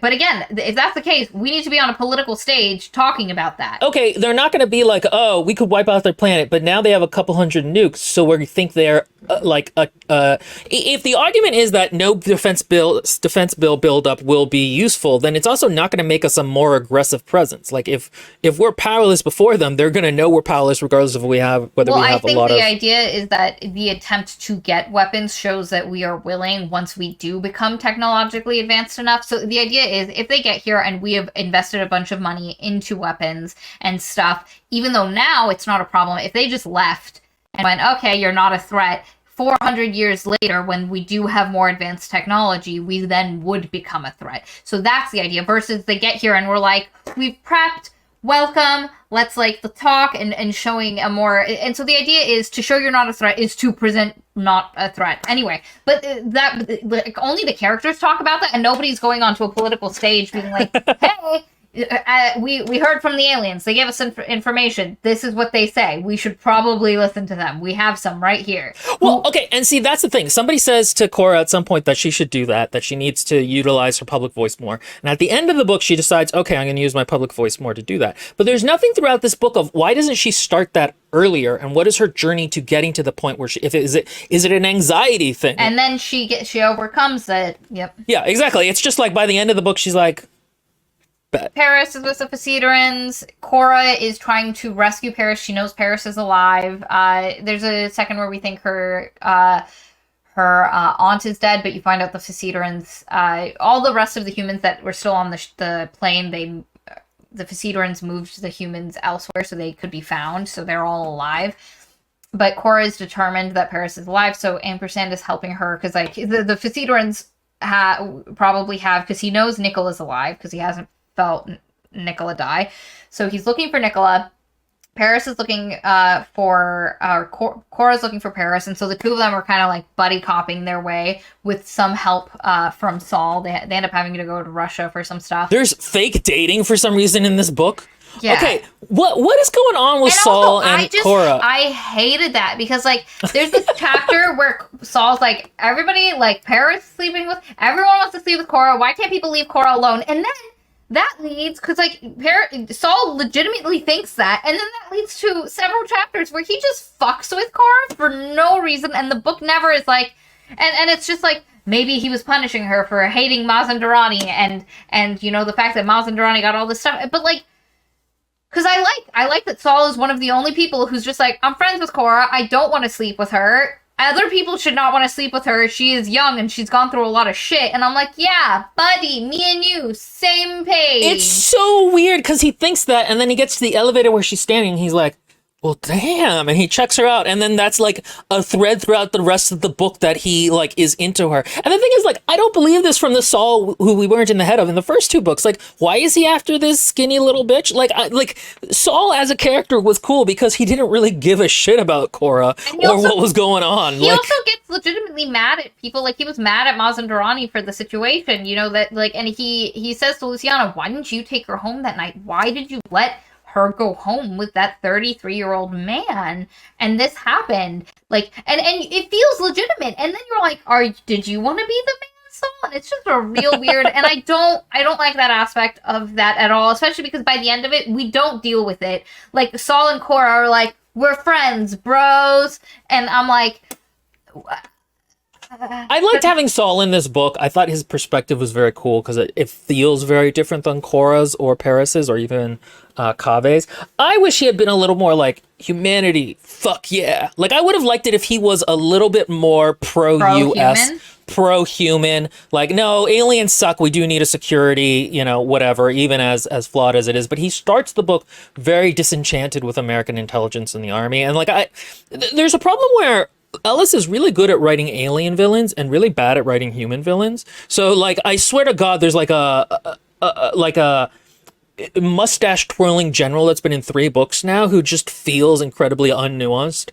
Niels, her father, is just it's not like, okay, well, maybe he has complex reasons for wanting to show leaks to certain people and not to others. And, maybe he is somewhat megalomaniacal, but, he was a good father, or he was a bad father, but he was doing the right thing. There's no 3-dimensionality to the characters she doesn't like. They're just bad. And I would have liked if it had been okay, maybe we're not supposed to agree with Saul, but maybe he has a few points in terms of that. But he just immediately has turned to, humanity sucks essentially, or the U.S. government sucks or whatever by the time this book starts. Yes, I found it more that the government and the politicians sucked than humanity. He still feels pro-humanity, but he feels pro-humanity in the way where he's like, humanity's best shot is not to anger this race of aliens, that we are putting ourselves at a great disadvantage if we do so, which everybody else has not figured out yet. But yeah, so Saul's come back in. Eventually, they figure out where, they find evidence of a Faerin settlement in Russia based on a leak Nils gave them. There's this whole thing about Saul really hating Mazandarani, discovering that Mazandarani was the one that gave the leaks to Nils Ortega that got Kora fucked during the trial, the Senate hearings. And so he's like, oh, not only did Mazandarani do that, but he was betraying Kora. Fuck that guy. But they get the stuff. They go to Russia. Eventually, the juveniles have been talking to Paris, learning stuff from Paris, and they see on a thing Kora and Saul at one of their other settlements, because they have cameras and live feeds to all their previous settlements. It's not Russia, it's Belarus, and then they're going to the exclusion zone around Chernobyl. But anyway, they see Saul and Kora on the screens of their live feeds go there, and the kids are like, we know who that is. She's in photos everywhere. And basically, Nicola can speak to them because they speak Faerin.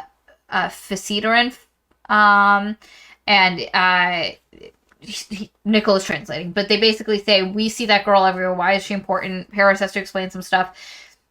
And they realize this person is looking for Paris, and that this person is the person that they know is with the other similar, because right now they only think there's 2 similars on the planet. Nicola and Ampersand. That's not true. There's also this guy named Bracco, who we saw in the first book and not a lot in the second book. But anyway, and Bracco is with Asparis, that I mentioned him. Yeah, he's Espresso's bodyguard, essentially. And so they're like, oh, well, maybe if we get this person, if they get Kora, because she eventually just gets too close. So they attack, the kids attack and grab Kora, and they're like, if we can get Kora and use her as a bargaining chip to get rid of that similar. But what they don't realize, but the adults realize when they bring Kora, is that Kora has implants on her because she immediately tries to fuck off. That means the similar can probably track her. So they try gouge it out of the base of her neck. And Kora's like, Paris. And Paris is like, Kora, I'm here. I'm in the greenhouse. And Kora's like, ah. And then they attack her. She passes out. Ampersand rescues her. You find out that the juveniles took Kora elsewhere. Ampersand came there. They had a conversation with him where they asked him very basic questions that gave away a lot of information, but basically saying, why are the humans working with you? Were you responsible for the advancement in human technology? Because the Faerin knew about the human planet, and you get the vibe that they'd been here previously, but in the past 200 years, we'd had massive technological advancements, so they think that the amygdalans have been working with the humans and helped them advance, and Ampersand's like, nah, that's not what it is. He takes Kora home. Kora wakes up. Kora's like, we have to go back. We have to save Paris. And he's like, the only way is if you tell me what happened. And she's like, listen, I didn't understand what they were saying, but I'll do my best. And he goes, no, not today, babe.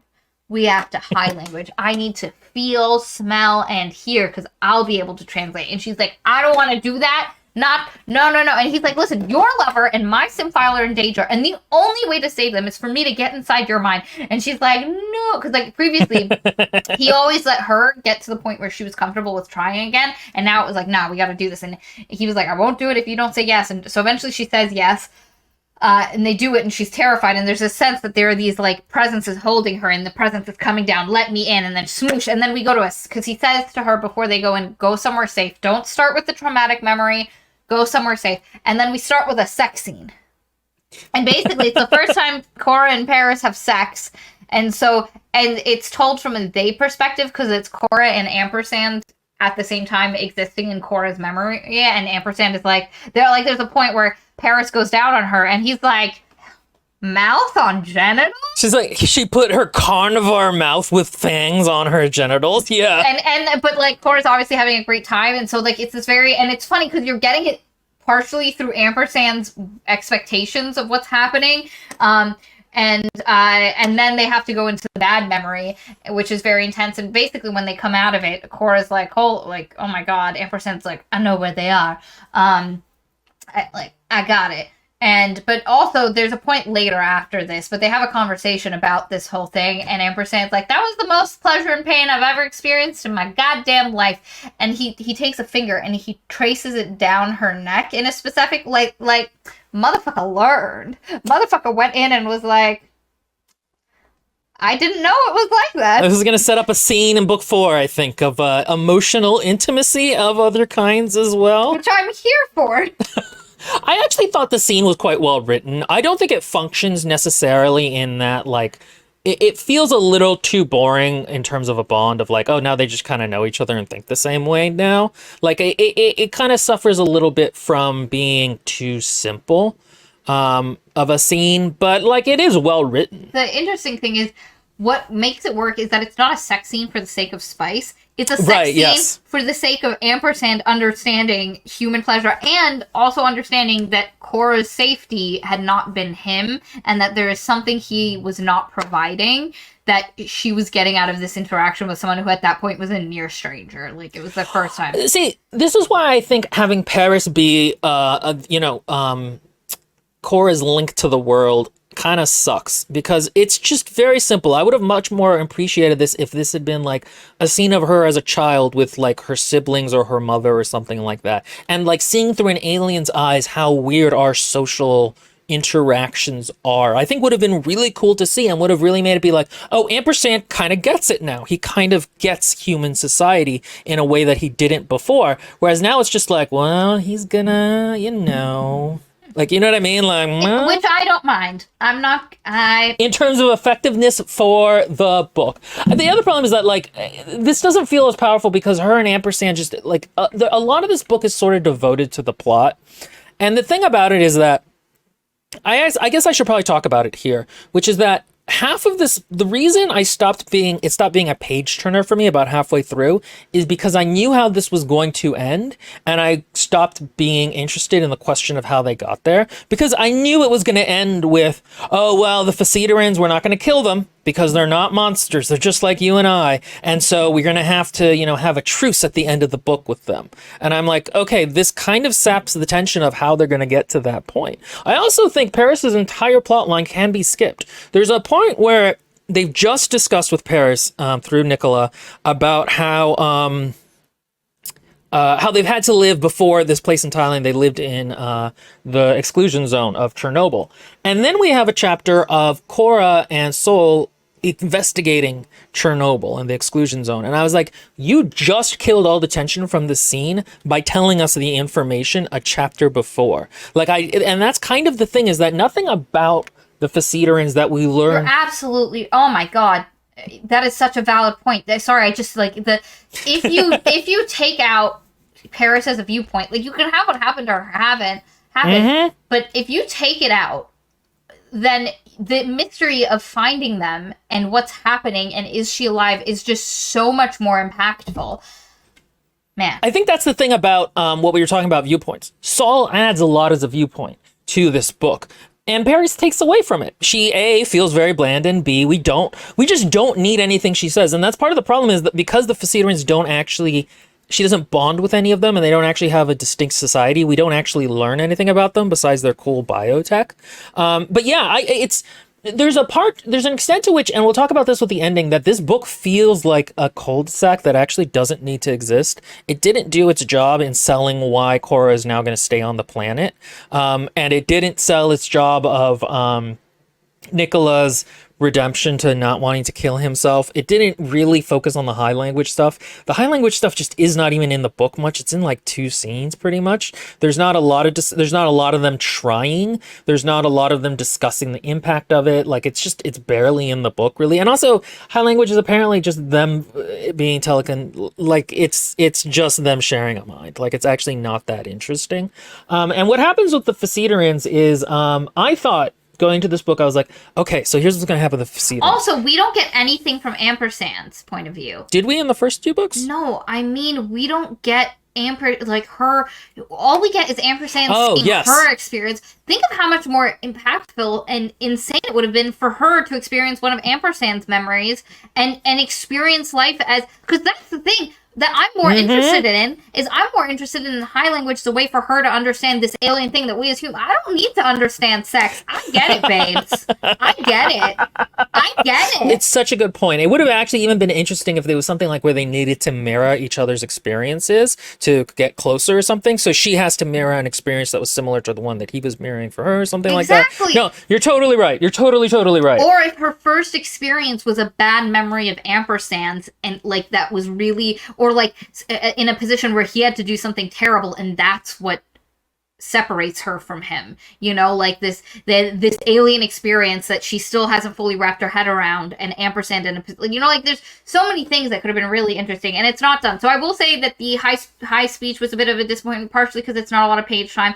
and again, the bond between Kora and Ampersand was always the biggest selling feature, and while this does have more of the 2 of them together, it does not have more of the 2 of them together bonding or learning more about each other. I think the best we have is when he talks about what happened to him with the not just the Faerin, but how he was taken by a different group of his amygdalans, and that was terrible, and he was forced to do really terrible things that he didn't want to do. Like, Ampersand has been through it, and he also, like, he's one of the ones where he's like, let's not kill all of the Faerins, because there was a point where the amygdalans completely annihilated Faerin home planet and forced them into their transient state because they viewed him as a threat, and there was a group of the amygdalans that were like, no, that's not a good idea. And number one, because let's not do that, because, you know, why? But also, if we do that, what is the outcome of this? Which is, we're always, like, and when they made that decision, because there's a point where, I forgot who it was, but someone, I think it might have been Nicola or Esperas, I don't know, but there's a point where somebody has the thought that decision to destroy the Faerin world that they had inhabited was done after thousands of years of the 2 species being antagonistic toward each other. So it didn't just come out of nowhere. The amygdalans didn't just decide to do this. They had been at war with the Faerins for so long that it felt like the appropriate thing to do at the time, versus the Faerins blowing up. Oh yeah, no, it's a conversation. There's a conversation where Nicola translates what the Faerins are arguing about, because eventually, I'm just going to skip. Eventually, there's this point where after Ampersand does the thing with Kora and he figures out, they realize, oh shit, because the kid's like, the one kid is like, yeah, we did the thing, and they were like, oh my god, they're going to be back. So they have to evacuate. And while they're evacuating, they're discussing using their like, their last resort, which is the pandemic, which would wipe out the humans, and keep them from being a threat, because now they're worried about the humans being a threat. And one of the other Faerins makes the point that, listen, we're doing this to the humans. They're not the ones we've been at war with. When the amygdalans did it to us, we'd been at war. Like, we've been jiving at each other back and forth. You know, like, this is a level of us coming to their level, and not even for the same reasons the amygdalans did it to us. And so it was Like, and again, that kind of stuff, that's way more interesting. I'm way more interested in, like, the politics between these two groups and what brought them to this point than them deciding. But anyway, they have a virus that will wipe out humanity. Like, not enough of humanity to extinction them, but 97 to 99%. So there'll still be some, but it'll make it small enough that they'll no longer be a problem. And they're going to use Paris as the incubator. And originally, there's a big rift between the different Faecerins about whether this should happen. But then, during a kerfuffle that happens, one of them injects the virus into Paris, and then they fly off to go to where their ship is, because they can disseminate the viral load that is going to get created in Paris across a big urban center. And one of the terrible things about this is it will take so long for there to be any symptoms showing that nobody will notice before it's spread to an unstoppable proportion. So Paris gets infected. Her and Nicola get swooped off into a plane to go somewhere else. And by the time the CIA gets to this spot, they go with a bunch of people. Saul is there, and the big bad general guy. And then some of the Faecerins come back to get some stuff because they realize very quickly that the Faecerins were agricultural and had a massive storeroom of supplies. And Saul immediately is like, we don't fucking touch this. Nothing is worse than desperate people than hungry and desperate people. Like, we're just don't. And some of the Faecerins come back. He ends up incapacitating one and getting it to the point where, he's like, great, we have a live one. We can use this. We can talk things out. Like, great, awesome. And then a different Marine just killed it and, like, keeps shooting. And like, the Faecerins, like, it takes a while to kill them. They're very tough. This huge battle happens, and then they drop a bomb and just explode the entire thing. So the food store is gone. The entire, like, Faecerin base is just gone. And Saul's like, why the fuck would you do that? And he gets into a fight with it. And this scene would have been worth more if what Will mentioned, he starts out very pro-America. Not necessarily, and very much like, yes, we have to do, like, even if it's not great things, we have to do the things to make sure we protect humanity first. And then he gets to this point where, like, and it would have been really great to be like, oh no, you guys are just a corrupt system. And I even can be, like, pro-humanity, but we need to be smart for humanity. Mm-hmm. Like knowing that doing this is a terrible idea, and then realizing, oh no, it's not that it's a terrible idea and you're dumb, you're just bad people. Like, that's who's in control. Or just, this system is very dysfunctional, I can no longer be part of this system, exactly. Even with the good intentions it has, or but anyway, whatever. I like Saul, so him going up to McAllen and Mustache General and being like, the fuck you do? And McAllen being like, go, get the fuck out. So they send him back to the Philippines, to the base that's there, to just wait, because he's in contempt. And while he's there, Kora, Ampersand is dealing with stuff and trying to figure out stuff, and Kora's like, I'm not just going to sit here and wait. Also, Ampersand has the one Faecerin juvenile, the one that brought Kora to him, and that he took, and he captured him. And they're like, okay, we need to interrogate him. And at first, Ampersand's real rough, and then Kora's like, no, let's, and she covers him with a blanket, because they can't do sunlight. They can't do, like, it's too bright. They have trouble regulating their temperature. So Kora, like, wraps him in a blanket, brings him inside. And then Asparis and Brocco are there, and they're like, Asparis is like, I can do high language with him. If you do the implants, I can talk to him, and I can show him that I have no intention of hurting him. Asparis is built as a diplomat, and his job, and you find out in the scene that the Fremden genetic purge is partially because the reason Fremdens are genetically different, because they were created to bring some genetic diversity into the amygdala, like, they've gotten too samey.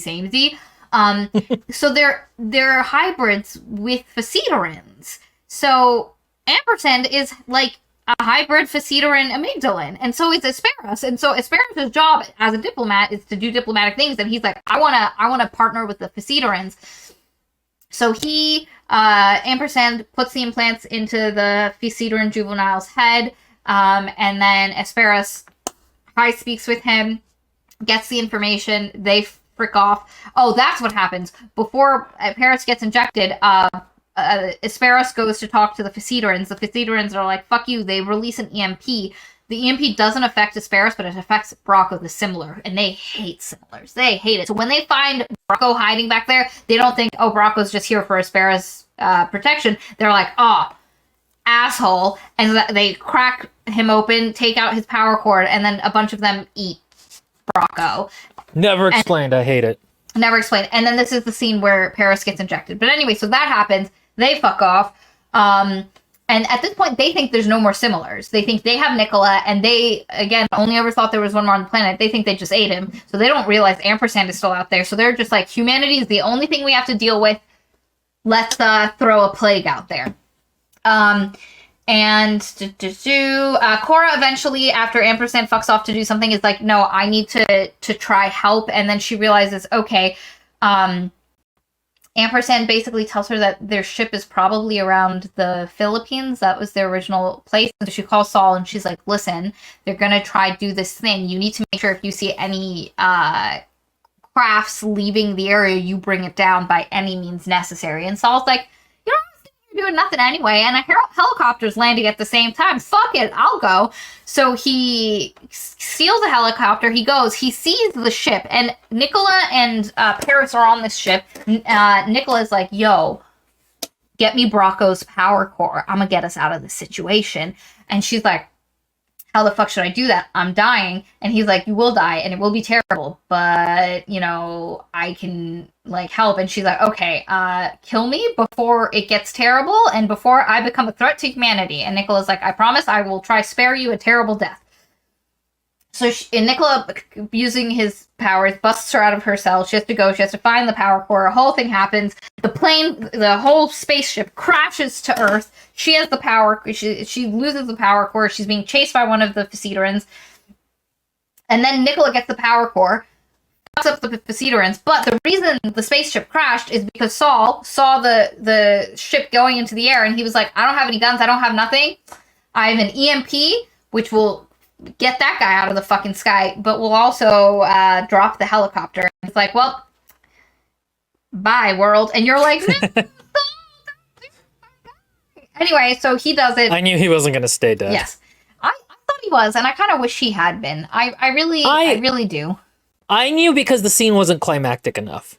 I was like, oh, okay, if this had been like a climactic scene where he's like, like, you know, the last moment he really thinks about everything, like, I would be like, okay, that would be a really good death scene. But I knew it was kind of like it just happened off screen. I'm like, he's not going to stay dead.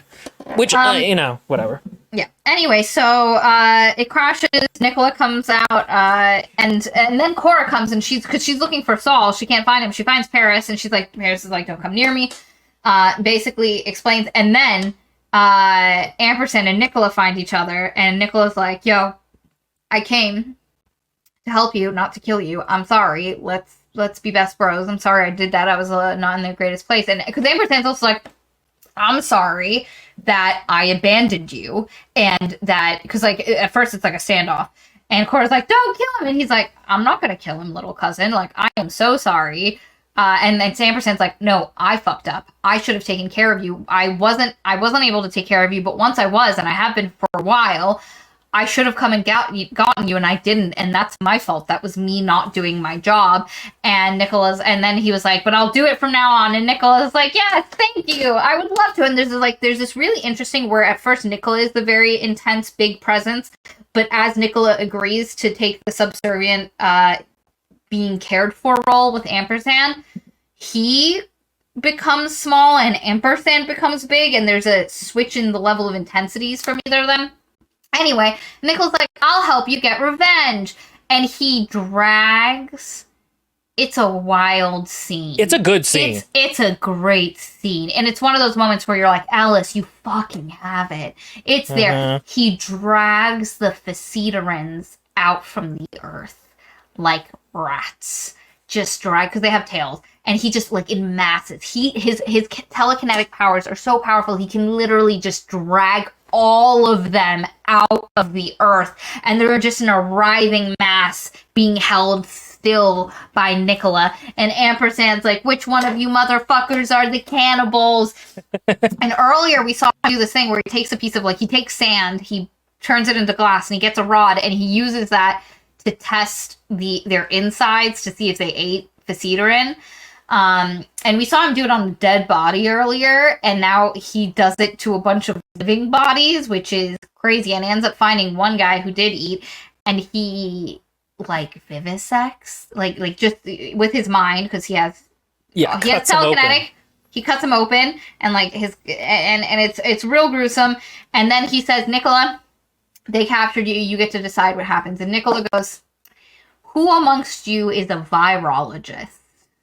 And you realize Nicola is going to try save Paris. And he basically says, I will allow you to live if your virologist can save Paris and do that. And Ampersand's like, okay, I'll allow it. And then Kora's like, we have to take them somewhere else. Like they can't stay here. And so he's like, Nicola's like, where do you want me to take them? I will, as long if Ampersand says it's okay, I'll take them anywhere you want them to go. And she basically picks New Zealand. I'm rushing over the scene. It is an insane scene. It is a really nice scene because you do just get a sense for the raw power Nicola has, the way these Faecerans are now rats. You're mad at them, kind of like Ampersand is mad at them. Kora also, this is sort of subtle, but ever since my high language minding with Ampersand is like, yeah, fuck Faecerans. I don't like them either. Like, there's clearly been a shift where she kind of thinks more like him now, even though it's never stated. Yeah. Well, no, there is a moment in this scene where she goes, how much of this is me and how much of this is Ampersand? How much of this is my... And eventually she has to force herself to look at the juvenile that has been vivisected before her and go, would my edgelord brother not do something really dumb really if he thought it would impress someone that he was trying, or if somebody challenged him in a way, would he not do that? And would I want this to happen to him, even though he's an absolute asshole? And she eventually has to like get herself out. And what I hope happens in the book is where we see that Ampersand has changed because of Kora, similarly. In a sense, but she gets him to stop doing the stuff, and that's when he says Nicola can do the thing and everything. So it's a really intense scene. She's having intense emotions. Ampersand is just the most terrifying he's been since fucking book one. You know, it is just a really interesting scene. But they yeet them over to New Zealand. You basically wake up Paris is being let out of a hospital. Like, once she was no longer contagious. Well, to be fair, her and Nicola had a scene where Nicola was like, I want to marry you. Oh, yeah. Oh, man. I forgot. So that scene would have been great if it was Kaveh. But basically, Nicola goes... Yeah.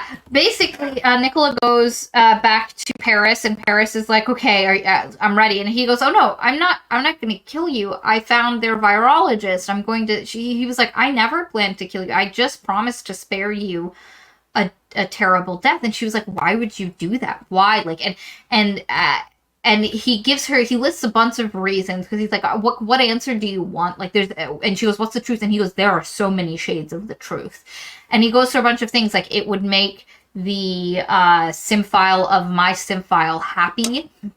I have grown fond of you. And then there's also a point where he's like, I want to take care of you. I want you to be mine, and I want to be the person. And basically, he's asking her to enter into a similar arrangement that Kora and Ampersand have. And she's like, at first she's so happy, and then she's like, oh no, am I just going to trade like this to being like his in a bad way? And he's like, no, never without your consent. Only ever if you want it as well. And she goes, and because she's just crying, like there's this moment where she finally realizes she can live. And again, if we had a better relationship with Paris, if it was a more impact, this scene, because the writing of the scene is great.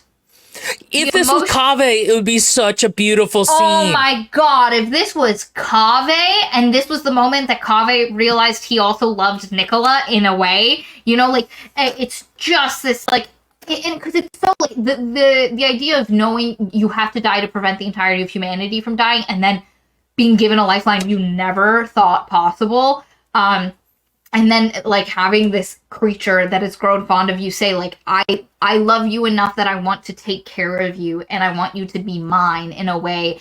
And she says, not now.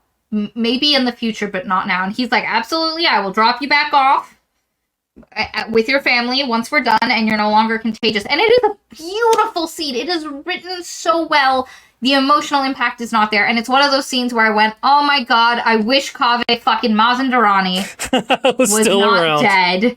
And it's insane how much you realize how much of a fleshed out character he was compared to Paris, that it just, it works well. Or what would have also been great if Paris had started from what I mentioned, from like as a character who did not like and was terrified of aliens and had some prejudice she had to deal with, but was forcing herself to try like understand what Kaveh was happening. And this was a moment where she like had that, like, there's so many ways that this could have had a bigger emotional impact, you know? Like, if this was the first moment she touched Nicola and was like her fear was over, that like this whole, like, there's so many ways you could have had more. But anyway, so that happens. She wakes up, she's in a hospital.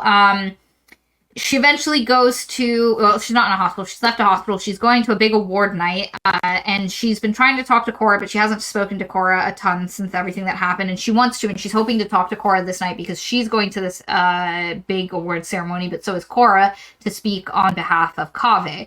And Kora gets there, she looks great, Nils is there, there's a scene where you think, oh my god, is she being too nice to Nils? Also, there's a point where, Saul discovered that the reason Kaveh did that stuff was because Nils was blackmailing him, and that Nils is actually the great big asshole, and that Mazandarani did actually love Kora and was trying to, you know, take care of her. And he's still not happy with the situation, but he's willing to admit, you know, he was wrong. And he tries to tell Kora about it right before he gets on the helicopter. So up to this point, you're like, oh my god, Kora doesn't fucking know.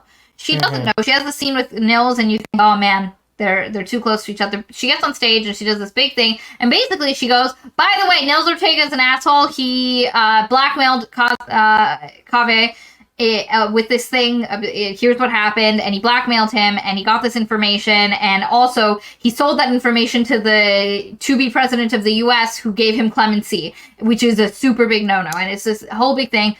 And then she goes from the hospital, she goes from the event to a hospital, which is Saul's, and you find out Saul is alive. Ampersand did a little helpy help, and basically... He's paraplegic now, though. Yeah, he's paraplegic. Like, Ampersand did as much as he could. And he's a paraplegic, and they have a kind of nice scene that's a bit sad, because Saul's life is over as we knew it. Yeah.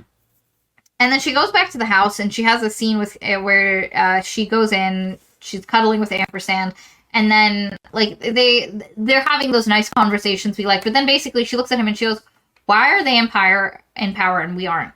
And Ampersand's like, what do you mean? And she basically says, if the militarists, because Ampersand talks about people as far as how they fit into the castes that he knows, and their militarists are the similars.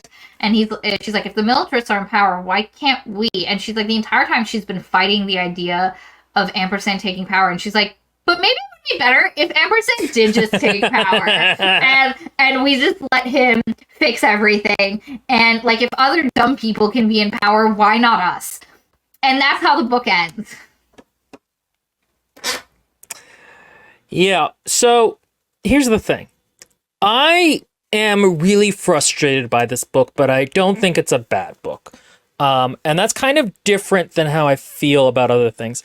Partly, this book reminds me a little bit of Nona the Ninth, in that I kind of felt like that entire book could be cut and the series as a whole wouldn't suffer. And I kind of feel like this book can be cut and the whole series wouldn't suffer. Because the things we get by the end of it are like Kora and Ampersand have now decided to stay and fight, and they're going to try to take over the world. But I didn't feel like we had a good arc of getting to that point. So there's no point in reading this book to get that.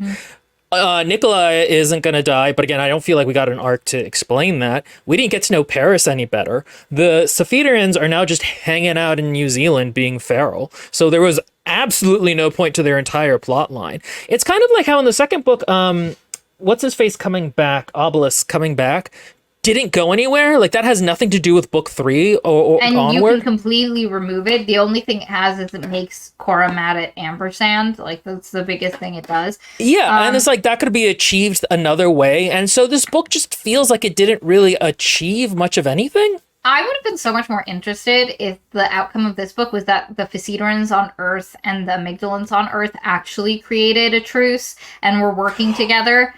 Here's what I thought was going to happen at the beginning of the book, right? Because I'd heard that the Phaedrans are going to be in it. And I'm like, okay, so here's what's going to happen. By the end of the book, the Phaedrans and the humans are going to be like, yeah, we have the tech, you have the numbers, we're going to fuck up the amygdalans when they come here. And it was going to be kind of like, but maybe that's not a good thing. And they're maybe, they're working with the militarists in the American military. And I was like, okay, that's where this story is going. But they don't do anything by the end of the book. They're just hanging out still. And also their tech sucks compared to the amygdalan tech. Like, I don't understand. They're just not that effective. And so, like, I don't understand what even having them in the book did. And that's kind of the thing, is that nothing in this book really contributes to the story as a whole. It was just kind of a side story. You know what I really would have liked? Okay, so Paris isn't the one who gets abducted, and it isn't even Kaveh, it's Saul. And Saul is like, fuck these aliens. But then he's like, oh, the Faerin and I'm a warrior in a way, they're a warrior. Let's fuck up the amygdalans when they come. Forget this whole kumbaya shit. And like, that to me would have been a really cool, like, oh no, this is a different take on humans and aliens working together than Kora and Ampersand. I think that would have been fantastic. I think that would have been a better use of the Faerins and Saul, who I like. I would have liked more Saul scenes. I think that's great. Yeah, and so that's just something where it's like, and it even would have played into his like CIA background of working with marks and stuff like that, and seducing people to work for the CIA. Like that whole stuff that would have played in much better. So much better. And like, I don't know. This is, again, it's a frustrating book. I felt about halfway through, I was like, oh, okay, I know where this is going to go. I'm not actually interested. I felt like the themes were a little bit too Anvilicious at times. I feel like, again, I feel like the Ellis's own trauma and view of the world kind of makes the book less effective than it could be. Yeah, I don't know. Overall, I was disappointed. Overall, I enjoyed it.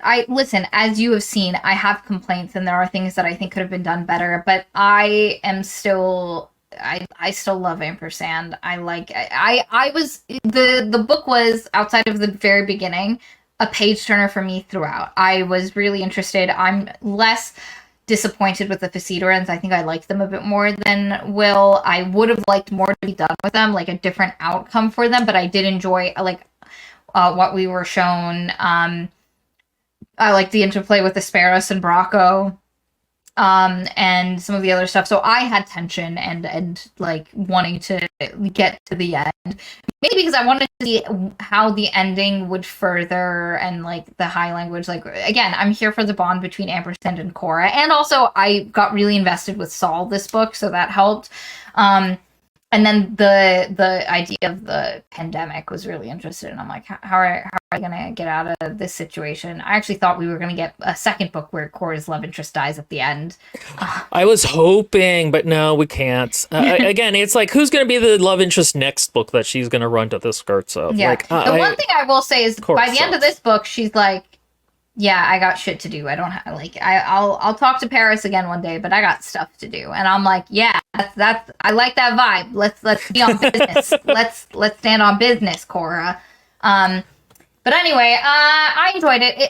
Again, I have a lot of complaints. Critically, I got a lot of issues, but from a pure enjoyment, this book still scratches a lot of my issues. In the first book, I described it as when you go to fan fiction and you're looking for a specific type of candy.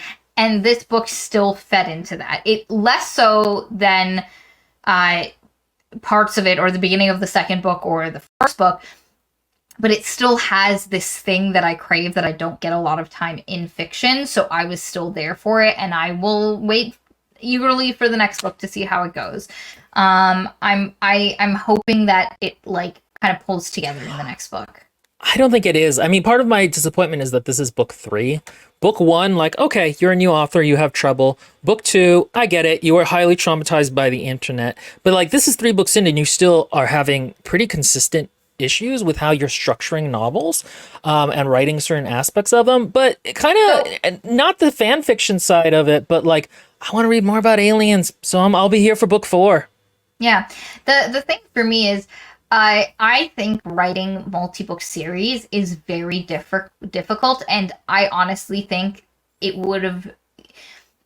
I think this series is a very hard one to do as your first series. I think it is out the gate, because one of the things I've noticed with people who write series is generally book 1 is like the best. Like, very rarely... It's true! It's true! Very rarely are we like picking it up, and there are ones we've read where people have said, the later ones are better, but a lot of times when I see books, especially by newer authors, the first one is really good, and then they start to fall apart. Like, we liked God Killer, and apparently the second book falls apart a bit. Even ACOTAR, the first book is actually better than all the other ones. It's not good, but... And there's something about doing an extended story with the same group of characters and having to build each book onto each other where you feel the need to expand the scope. And that's what she's done with every book. She's expanded the scope. And unfortunately, that is very difficult. It's much easier to write a tight story about a girl and an alien bonding within these small set pieces than it is to write... Book 2 was very political and opened up more of humanity, and this book opened up more of humanity and brought some aliens in. So I think that Ellis will grow as a writer, and we will probably see books down the line from her and series down the line from her that probably are better. But I think this series is just, as a first publication, it's a hard one to write. It just is. She should have started early. I mean, because you're right. She keeps trying to expand the focus. And the thing is, the thing she's good at is the ampersand and Kora, and that's the small focus. She's not great at some of this other stuff, like the big picture stuff. So, and not to say she won't be down the line, but it's a lot. It's a lot. I'm generally of the opinion that authors don't get better.